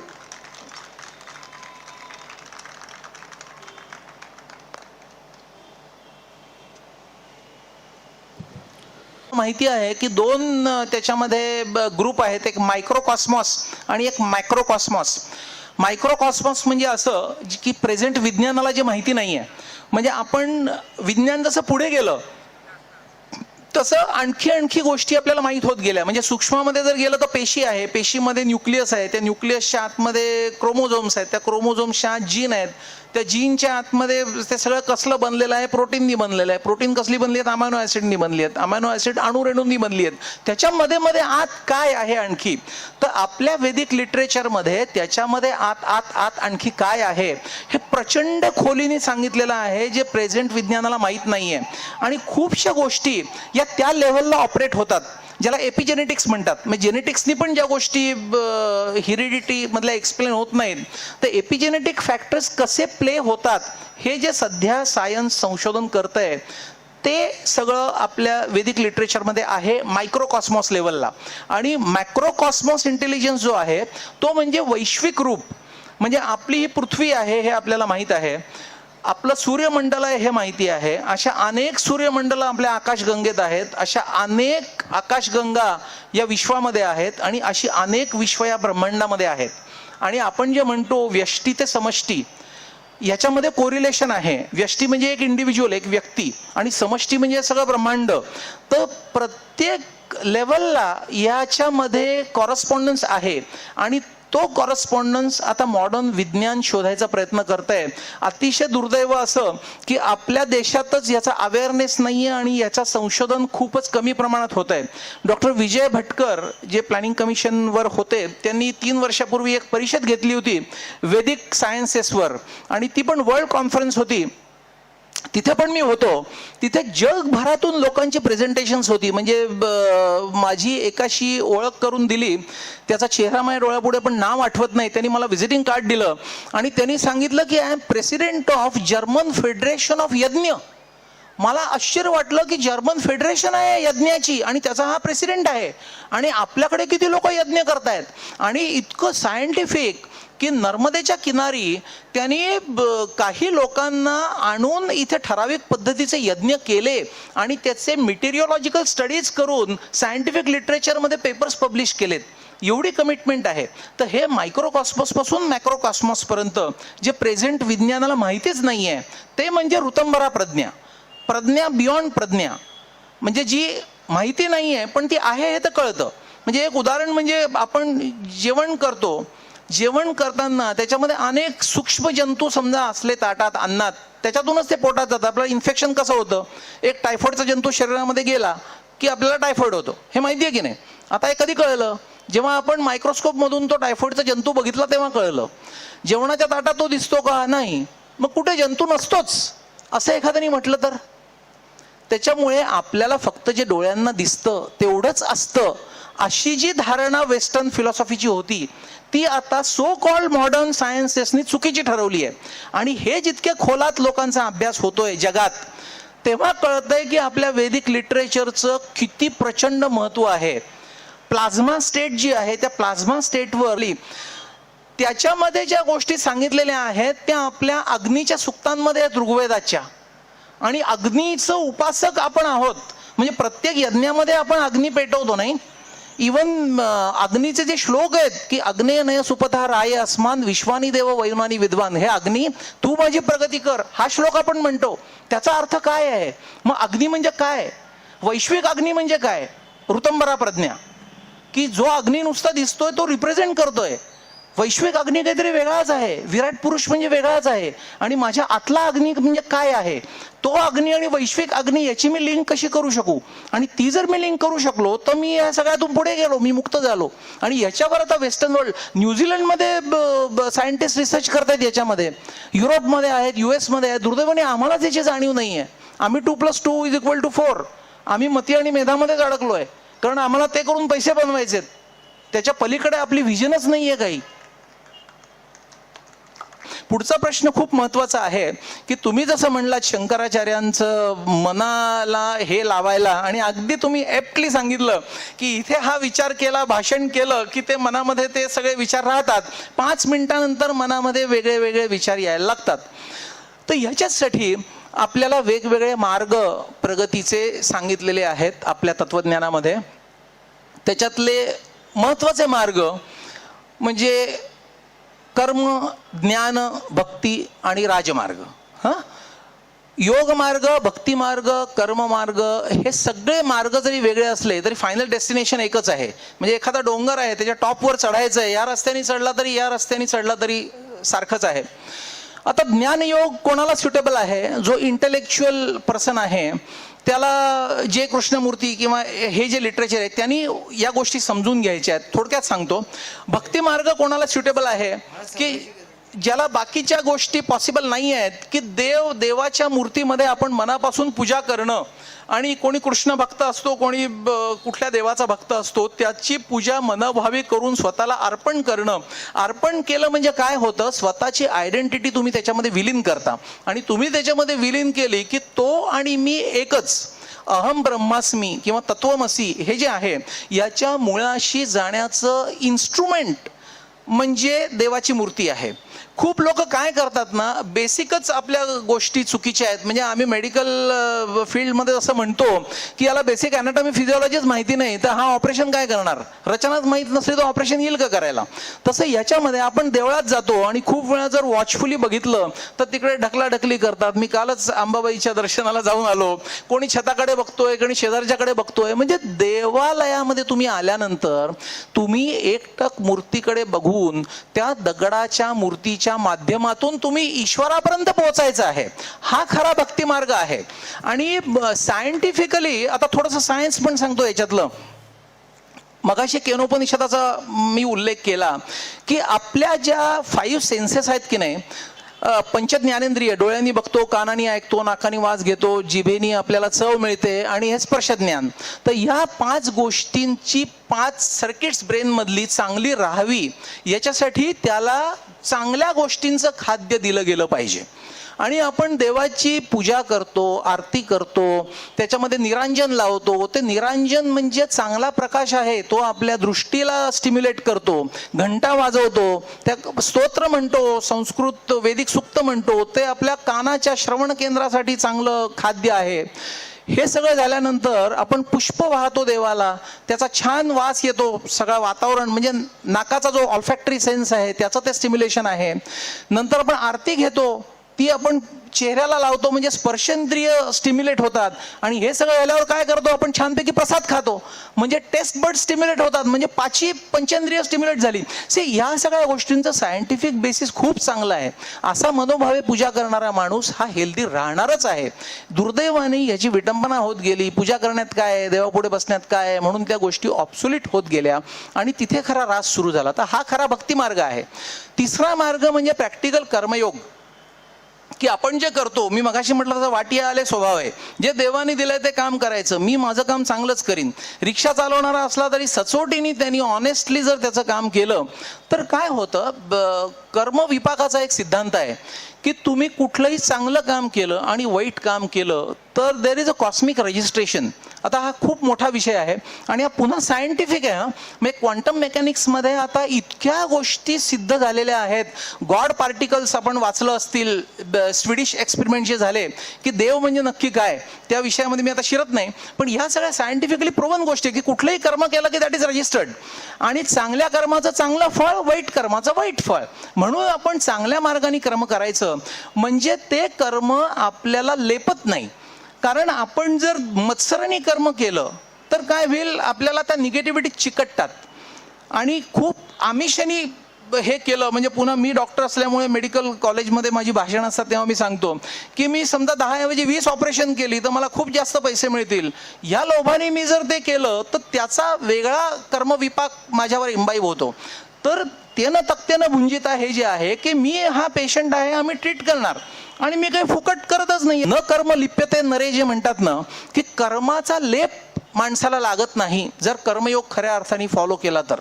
आणि योगच कर्मशु कौशला, म्हणजे चांगल्या पद्धतीने योग जर आचरण केला तर तुमचं कर्म हे देवालाच वाहिलेलं आहे. म्हणजे तुम्हाला कर्माचा सिद्धांत साध्य झाल्यासारखाच आहे हा कर्मयोग. प्रॅक्टिकली काय होतं, नुसतंच कर्म करून चालत नाही, नुसतीच भक्ती करून चालत नाही, नुसताच योग करून चालत नाही, तर कर्म, ज्ञान आणि भक्ती याचा जेव्हा संगम होतो तेव्हा माणूस ते होलिस्टिक अप्रोचनी अचीव करू शकतो काहीतरी. तुम्ही जे म्हणलात की थोड्या वेळाने बाहेर गेलं की वेगळा विचार मनात येईल, निश्चित येईल. समजा आपला हा हॉल आहे, या हॉलमध्ये आता सगळा कार्यक्रम संपला, सगळेजण उठून बाहेर गेले की कोणी इथून येऊ शकेल गेटमधून, नाही. पण आपण समजा इथे गेट्स लावली आणि आपण सिक्युरिटी ठेवली तर कोणी येऊ शकेल का, नाही येणार. तसं you should B observing your thoughts सतत, की माझ्या मनात कुठले विचार येत आहेत, ते चांगले आहेत का, वाईट आहेत का, ते काय येत आहेत. आणि एक एक एक एक थॉट्स ऑब्झर्व करत गेले ना, आकाशाकडे बघितलं तर एक ढग येतो आणि जातो, तसा मनात विचार येतो आणि जातो. तो जर आपण अनालाइज करायला लागलो तर आपल्याला चांगलं काय आणि वाईट काय कळतं. लहान मुलाला तो समजा फळं घ्यायला गेला तर त्याला चांगलं सफरचंद वाईट सफरचंद करणं, तो चुकीचे, त्याला सांगितलं 1 किलो सफरचंद घेऊन ये, तो घेऊन येईल. पण आपण आणू का नाही, आपण वेचू चांगलं काय आणि वाईट काय. तसं त्याची प्रॅक्टिस लागते, त्याचं ट्रेनिंग लागतं, त्याचा अभ्यास लागतो. आणि ते जर केलं तर आपण मनातल्या विचारांचा चॉईस करू शकतो. तर चॉईस ऑफ थॉट हे फार महत्वाचं आहे. आणि योग्य वेळी योग्य थॉट मनामध्ये आणणं आणि आपण ते काम करणं, यांनी खऱ्या अर्थाने योगचं कर्मसु कौशला साध्य होतं. अतिशय कुशलतेने ते होतं. म्हणजे आम्ही काही स्पोर्ट्स सायकोलॉजीच्या काही लोकांना मी सल्लागार होतो. म्हणजे ती लोक टॉप वर्ल्ड इंटरनॅशनल लेवलला, आता नावं ओपन प्लॅटफॉर्मवर सांगणं बरं नाही, पण जेव्हा world class batsmans who have represented India, त्यांना शिकवताना त्यांचे पण हेच कंप्लेंट्स होते की बॉलर बॉलिंग करायला आला, खूप मोठा बॉलर असला, मॅगरा बॉलिंग करतोय, तो त्यांनी एवढ्या विकेट्स घेतल्या आहेत आणि बेस्ट बॉलर आहे ऑस्ट्रेलियाचा आपल्याकडे बॉलिंग करायला, म्हणजे आता आपण स्ट्रोक मारू शकणार का नाही. हा जो मनातला विचार आहे ना, हा जर कंट्रोल केला की तो मॅग्रा असो का कोणी असो, मला त्याच्याशी काही संबंध नाही, मला बॉल खेळायचा आहे आणि मी आज इंडियाला रिप्रेझेंट करतो आहे, म्हणजे माझ्यात तेवढी केपेबिलिटी आहे, मी पण इतक्या सेंचुरीज केलेल्या आहेत, त्याच्यामुळे मी हा बॉल खेळणारच की तुम्ही 4 नाही तर 6 मारूच शकता. तो चॉईस ऑफ थॉट एक्झिक्यूट करता यायला पाहिजे. आणि हे प्रत्येक कामात आहे. प्रत्येक काम करताना जर आपण ते चांगल्यात चांगल्या पद्धतीने करायचं असेल तर ते काम करताना आपल्या मनामध्ये कुठला विचार आहे हे सगळ्यात महत्त्वाचं आहे. डॉक्टर बावडेकरांचं तुम्ही नाव ऐकलं असेल, मोठे ऑर्थोपेडिक सर्जन मुंबईचे होते. ते नेहमी असं म्हणायचे की ऑपरेशन मी करतच नाही, ऑपरेशन हा देव करतो, माझ्या हातून करून घेतो. तर तशा खऱ्या शक्ती ऑपरेट होत असतात आणि त्या मनाच्या लेवलला ऑपरेट होत असतात. तर त्या मनातल्या विचाराचं नियंत्रण हे की आहे. आणि ह्या कीसाठी मग प्रॅक्टिकल इन्स्ट्रुमेंट काय? मग अनेक इन्स्ट्रुमेंट्स आहेत. देवाचं नाव आठवतं, चांगले विचार आठवतात. आणि मी म्हटलं तसं डिस्प्लेसमेंट प्रिन्सिपल आहे. एक माझ्याकडे समजा मातीचं भांडं आहे, त्याला एक भोक आहे, त्या भोकातून खालून पाणी गळत आहे, तर पाण्याने रिकामं झालं की ते हवेने भरणारच आहे, आपोआप निर्वात तर राहणार नाहीये. तसं मनात कुठले तरी विचार असतातच, पूर्ण विचारच नाही असं नसतं. त्याच्यामुळे आपण श्रीराम जयराम जय जयराम जेव्हा म्हणतो त्यावेळी वाईट विचार आपोआप दूर होतात आणि चांगले विचार आपोआप मनामध्ये येतात. याचं कारण असं की आपली जी वाचा आहे, आपण जे बोलतो, बोलण्याचं जे केंद्र आहे, त्याला ऑर्डर्स जेव्हा ब्रेनकडून जातात तेव्हा आधी ती रफ थॉट फॉर्म व्हावी लागते की मला आता श्रीराम जयराम जय जयराम म्हणायचं आहे. मग ती थॉट एक्झिक्यूट होते आपल्या वैखरी वाणीमधून. आणि ती एक्झिक्यूट होताना आपलं शरीर, आपलं मन आणि आपला प्राण या तिन्हीची सांगड होते. आणि जेव्हा शरीर, मन आणि प्राण याची सांगड होते त्यावेळी एक्सलंट वर्क होणारच, कारण ते देवाचं काम आहे, देवच व्यक्त होतोय तुमच्यातून. मग तुम्ही क्रिकेट खेळत असाल तर सेंचुरी माराल, सर्जन असाल तर ऑपरेशन कराल, कुठलंही काम चांगलं करू शकाल. म्हणून नाममाहात्म्य सांगितलंय. ओंकार साधना हे आणखीन एक माध्यम आहे. ओंकार म्हणतात ना, पण कसं आहे ना, हे सगळं मी देवळाचं उदाहरण दिलं तसं नुसतं ओम ओम ओम म्हणतोय आणि त्याच्या मनात भलतेच विचार आहेत. त्याला अभ्यास पाहिजे की मी का म्हणतोय. म्हणजे मांडुक्य उपनिषदामध्ये ओंकाराची साधना अतिशय उत्तम सांगितलेली आहे की अकार, उकार आणि मकार अशा 3 मात्रा आहेत ओंकाराच्या. आणि त्याच्याही पलीकडे जी अर्धमात्रा आहे चौथी, ती काय रिप्रेझेंट करते, त्या सगळ्याचा अर्थ काय. मग जागृत अवस्थेत आपण ज्या गोष्टी करतो त्या कशासाठी, स्वप्नावस्था काय, तुर्य काय, ह्या सगळ्याचं शिकून जर तुम्ही ओंकार म्हटला तर ती माध्यम आहेत. तुम्ही जो प्रश्न विचारला ना, माइंड कंट्रोलच्या खूप ॲडव्हान्स स्टेजेस ते आहेत. म्हणजे श्रवण, मनन, निधी, ध्यासन या पायऱ्या चढतच जावं लागतं. आधी श्रवण करावं लागतं, आधी पुस्तकं वाचावी लागतात, ती समजून घ्यावी लागतात, त्याच्यावर मनन चिंतन करावं लागतं. कारण आपल्याला आधी वाटतं समजलंय, पण काही समजलेलं नसतं किंवा चुकीचं समजलेलं असतं. म्हणूनच शिक्षकाची गरज आहे. म्हणून गुरुचं महत्व आहे की गुरु नीट समजावून देतो what is right, what is wrong. आणि एकदा ते नीट समजलं की त्याचं निधी ध्यासन करावं लागतं. म्हणजे सतत जर ते थॉट्स मनात आले तरच तुम्ही काहीतरी अचीव करू शकाल, नाही तर याच मार्गाने जायचं आहे. तर एक मेथड तिला अशी दिली गेली की हातातलं जे घड्याळ आहे ते घड्याळ रिंगमध्ये जायच्या आधी आपला नंबर आला की बाहेर काढून ठेवायचं आणि सांगायचं की माझ्या मनातले सगळे टेन्शन आणि विचार मी या घड्याळाच्या रूपाने इथे काढून ठेवतीये. आणि आता मी जी जाणार ती मी फक्त मी म्हणून जाणार. आणि त्या पावलापासून, रिंगमध्ये एंटर झाल्यापासून आधीचा जो बेस्ट परफॉर्मन्स आहे तो बेस्ट परफॉर्मन्स आठवायचा की तोच परफॉर्मन्स मला आत्ता करायचा आहे, दुसरं मला काहीच करायचं नाही जे मी 100 वेळा केलंय. एक सर्कल ऑफ एक्सलन्स म्हणून कन्सेप्ट आहे, आपल्याला माहित आहे का? एक साधना आहे ती. म्हणजे नुसत्या स्पोर्ट्ससाठी नाही, दुसऱ्याही कुठल्या तरी गोष्टींसाठी. की आता समजा माउंटेनिअरिंगला जे लोक जातात, एव्हरेस्ट चढतात, बरेच लोक बेस कॅम्पपासून परत येतात, नाही म्हणजे वादळ झालं आणि आपल्याला सहन होत नाही म्हणून परत येतात. पुढे जे जातात त्यांना माउंटेनिअरिंग स्किलच्या पलीकडे फक्त मनाची शक्ती पुढे घेऊन जाते. ते काय करतात, त्यांचा जो फोकस आहे तो फोकस मी हे करू शकीन याच्यावर बेस करतात. आणि ते करण्यासाठी आम्ही मुलांना सुद्धा, म्हणजे आता IIT आणि या लोकांना जे न्यूरोसायकोलॉजिस्ट ट्रेन करतायत त्यांच्यातली काही लोक माझ्याकडे येतात, त्यांना आम्ही हे सर्कल ऑफ एक्सलन्स सांगतो की त्या मुलाला एक गोष्ट अचीव करायची ना. फॉर एक्झाम्पल आता त्याला IIT मध्ये ॲडमिशन मिळवायची, तो हुशार आहेच पण टेन्शननी परीक्षेला गेला की तो तिथे चुका करून येणार. त्यावेळी त्यांनी डोळे मिटून स्वस्थ पडायचंय, शवासन करायचंय, मन शांत करायचा प्रयत्न करायचा आहे. आणि मन शांत झाल्यावर एक काल्पनिक सर्कल फॉर्म करायचं आहे. त्या सर्कलमध्ये आधीपर्यंतच्या सगळ्या अचिव्हमेंट, की मला 4थीमध्ये असताना स्कॉलरशिप मिळाली होती ती आठवायची आहे. मग स्कॉलरशिप मिळाल्यावर माझं शाळेमध्ये छान बक्षीस दिलं, माझ्या मुख्याध्यापकांनी गळ्यामध्ये मेडल घातलं, हे सगळं डोळ्यापुढे आणायचं आहे. काही सेकंद लागतात त्याला. आणि तो प्रसंग आठवला की त्याची आठवण करणारा एक डॉट त्या सर्कलमध्ये प्लॉट करायचा आणि तिथे 4चा आकडा लिहायचा, म्हणजे 4थीतला अचिव्हमेंट. मग पुढे जाऊन 5वी मध्ये पहिला नंबर आला, 6वी मध्ये अमुक केलं, 8वी मध्ये पुन्हा स्कॉलरशिप मिळाली. हे असे सगळे त्याच्यामध्ये प्लॉट करायचे त्या सर्कलमध्ये, आणि ते प्लॉटिंग झालं की त्याला आपण म्हणतो सर्कल ऑफ एक्सलन्स. ते डोळ्यापुढे आणायचं सर्कल. आणि जेव्हा परफॉर्मन्स आहे, मग तो स्पोर्ट्समध्ये असो, माउंटेनिअरिंग असो, ऑपरेशन असो, कुठलाही परफॉर्मन्स असो, एक क्षण डोळे मिटून ते सर्कल डोळ्यापुढे आणायचं की अरे मी एवढं केलंय तर मी आता तेच करणार आहे, नवीन काहीच करायचं नाहीये मला, मी काही पहिल्यांदा ती गोष्ट करत नाहीये. त्याच्यामुळे इतके दिवस मी जे केलेलं आहे ते आता करणं मला सहज शक्य आहे. हा जेव्हा विचार मनामध्ये येतो ना, तेव्हा तुमच्यातलं मॅक्झिमम आउटपुट मिळतं. आणखी एक गोष्टी म्हणजे डायरी ऑफ ॲनालिसिस. मागच्या वेळेच्या फेल्युअर्सची डायरी लिहायची आणि तिथे कुठे चुकलं हे ॲनालाइज करून त्याच्यावर इम्प्रूव्ह आपण कसं करू शकू त्याची उत्तरं त्याच्यातच लिहायची. ही पूर्वतयारी करायची आणि ते आठवायचं सर्कल ऑफ एक्सलन्समध्ये की माझ्या ज्या ज्या चुका झाल्या होत्या. म्हणजे फॉर एक्झाम्पल आता समजा एकाला 100 पैकी 99 मार्क मिळाले, हे अति हुशार किंवा वरच्या क्रीमच्या लोकांसाठीच ही सगळी ट्रेनिंग आहेत. तर तो माझा 1 मार्क तरी कशामुळे चुकला, अमुक अमुक चुकलं, पण ते मला कळलं की नाही.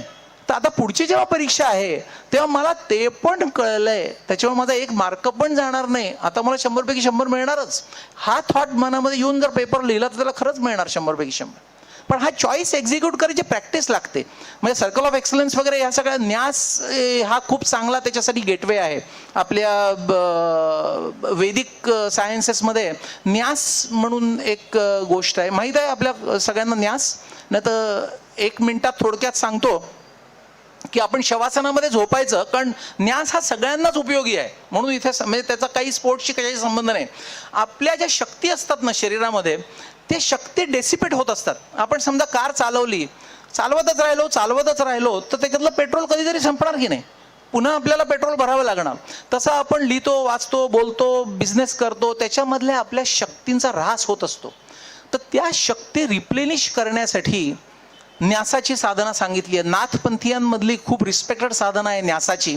न्यासामध्येही अनेक प्रकार आहेत, पण त्यातला छोटा सिंपल तुम्हाला सांगतो की दोन्ही हात आणि दोन्ही पाय, म्हणजे हातांमध्ये 1 फूट अंतर शरीरापासून, दोन्ही पायांमध्ये 1.5 फूट अंतर, एवढं अंतर ठेवून शवासन करायचं आणि श्वासावर आपलं नियंत्रण करायचं. 4 सेकंदामध्ये श्वास घ्यायचा, 8 सेकंदामध्ये श्वास सोडायचा आणि प्रत्येक श्वासाबरोबर असा विचार करायचा की बाहेरची जी प्राणशक्ती आहे, आता मी जेव्हा प्राणशक्ती म्हणतो तेव्हा नुसतं ऑक्सिजन नाही. म्हणजे आता इट हॅज बीन प्रूव्ड की एवढ्या गोष्टी प्राण या शब्दामध्ये इन्क्लुडेड आहेत की आपण नुसतं ऑक्सिजनसाठी ब्रीद इन करतो आणि कार्बन डायऑक्साईड बाहेर घालतो, हे फारच क्रूड आहे. हजारो कंपोनंट्स आहेत जे शरीराला आवश्यक आहेत, त्या सगळ्याला मिळून प्राण म्हणतात. आणि म्हणूनच पंचप्राण, त्याची कामं सगळी वेगळी ही इलस्ट्रेट केलेली आहेत. तर तो प्राण आपण घ्यायचा आतमध्ये आणि 8 अंकांमध्ये तो प्राण सोडायचा. एकदा त्याच्यावर नियंत्रण आलं की मग बॉडीमध्ये न्यासाचे पॉईंट्स आहेत. त्या पॉईंट्सवर सपोज आता 1 पॉईंट आहे शोल्डर माझा, तर आत्ताचा येणारा सगळा श्वास मी शोल्डरमध्ये शक्ती ती डिपॉझिट करतोय. आपण गाडीमध्ये कसं पेट्रोल भरतो तशी प्राणातली शक्ती, वैश्विक शक्ती, प्राणिक शक्ती माझ्या शोल्डरमध्ये मी डिपॉझिट केली आहे.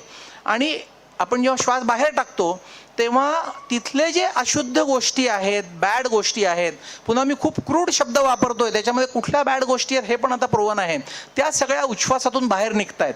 हा 1 पॉईंट झाला. मग मिड आर्म हा 1 पॉईंट आहे, 4 आर्म 1 पॉईंट आहे, पाम हा 1 पॉईंट आहे. असे वेगवेगळे न्यासाचे पॉईंट्स आहेत. त्या प्रत्येक पॉईंटवर एनर्जी डिपॉझिट करायची असते आणि तुम्ही स्वतःला चार्ज करायचं असतं. आपला मोबाईल कसा आपण रोज सकाळ झाली की तो चार्जिंगला लावून टाकतो, म्हणजे दिवसभर डिस्चार्ज व्हायला नको मध्ये मध्ये, तसं न्यासाने आपलं शरीर पूर्वी चार्ज करत असत. आपल्याला माहिती आहे रामदास स्वामी गायत्री मंत्राचा जप करत सूर्य माध्यान्नीला डोक्यावर येईपर्यंत ते जप करायचं, एवढं चार्जिंग त्या लोकांचं होतं. आणि आता आपलं 0 चार्जिंग आहे. आपला मोबाईल सुद्धा एंडलेस चालेल का चार्ज नाही केला तर, गाडी चालेल का नाही, पण आपण एक्सपेक्ट करतो शरीर चालावं. आणि मग काय आजार झाला की असं वाटतं अरे मला कसा काय आजार झाला. तर मलाच वाटतं या सगळ्या गोष्टी खूप त्याच्यामध्ये इन्व्हॉल्व्ह होऊन बऱ्याच काही गोष्टी करता येण्यासारख्या. थँक्यू. चाले त्याची वंदावी पावले उक्ती सांगतानाच आंतरराष्ट्रीय क्षेत्रामध्ये काम करून सुद्धा या ब्राह्मण अधिवेशनाचं महत्त्व जाणून आपल्यापर्यंत पोहोचलेले डॉक्टर साहेब मनोभावे पूजा केल्यास निरोगीच राहणार याची खात्री आपल्याला देऊन गेले. आमच्या आंतरराष्ट्रीय ब्राह्मण परिषदेचे जिल्हाध्यक्ष आणि जिल्हाध्यक्ष प्रसाद कुलकर्णी आणि जिल्हा कार्याध्यक्ष सूरज कुलकर्णी यांना मी विनंती करतो की आपण डॉक्टर साहेबांचा सत्कार या ठिकाणी करावा.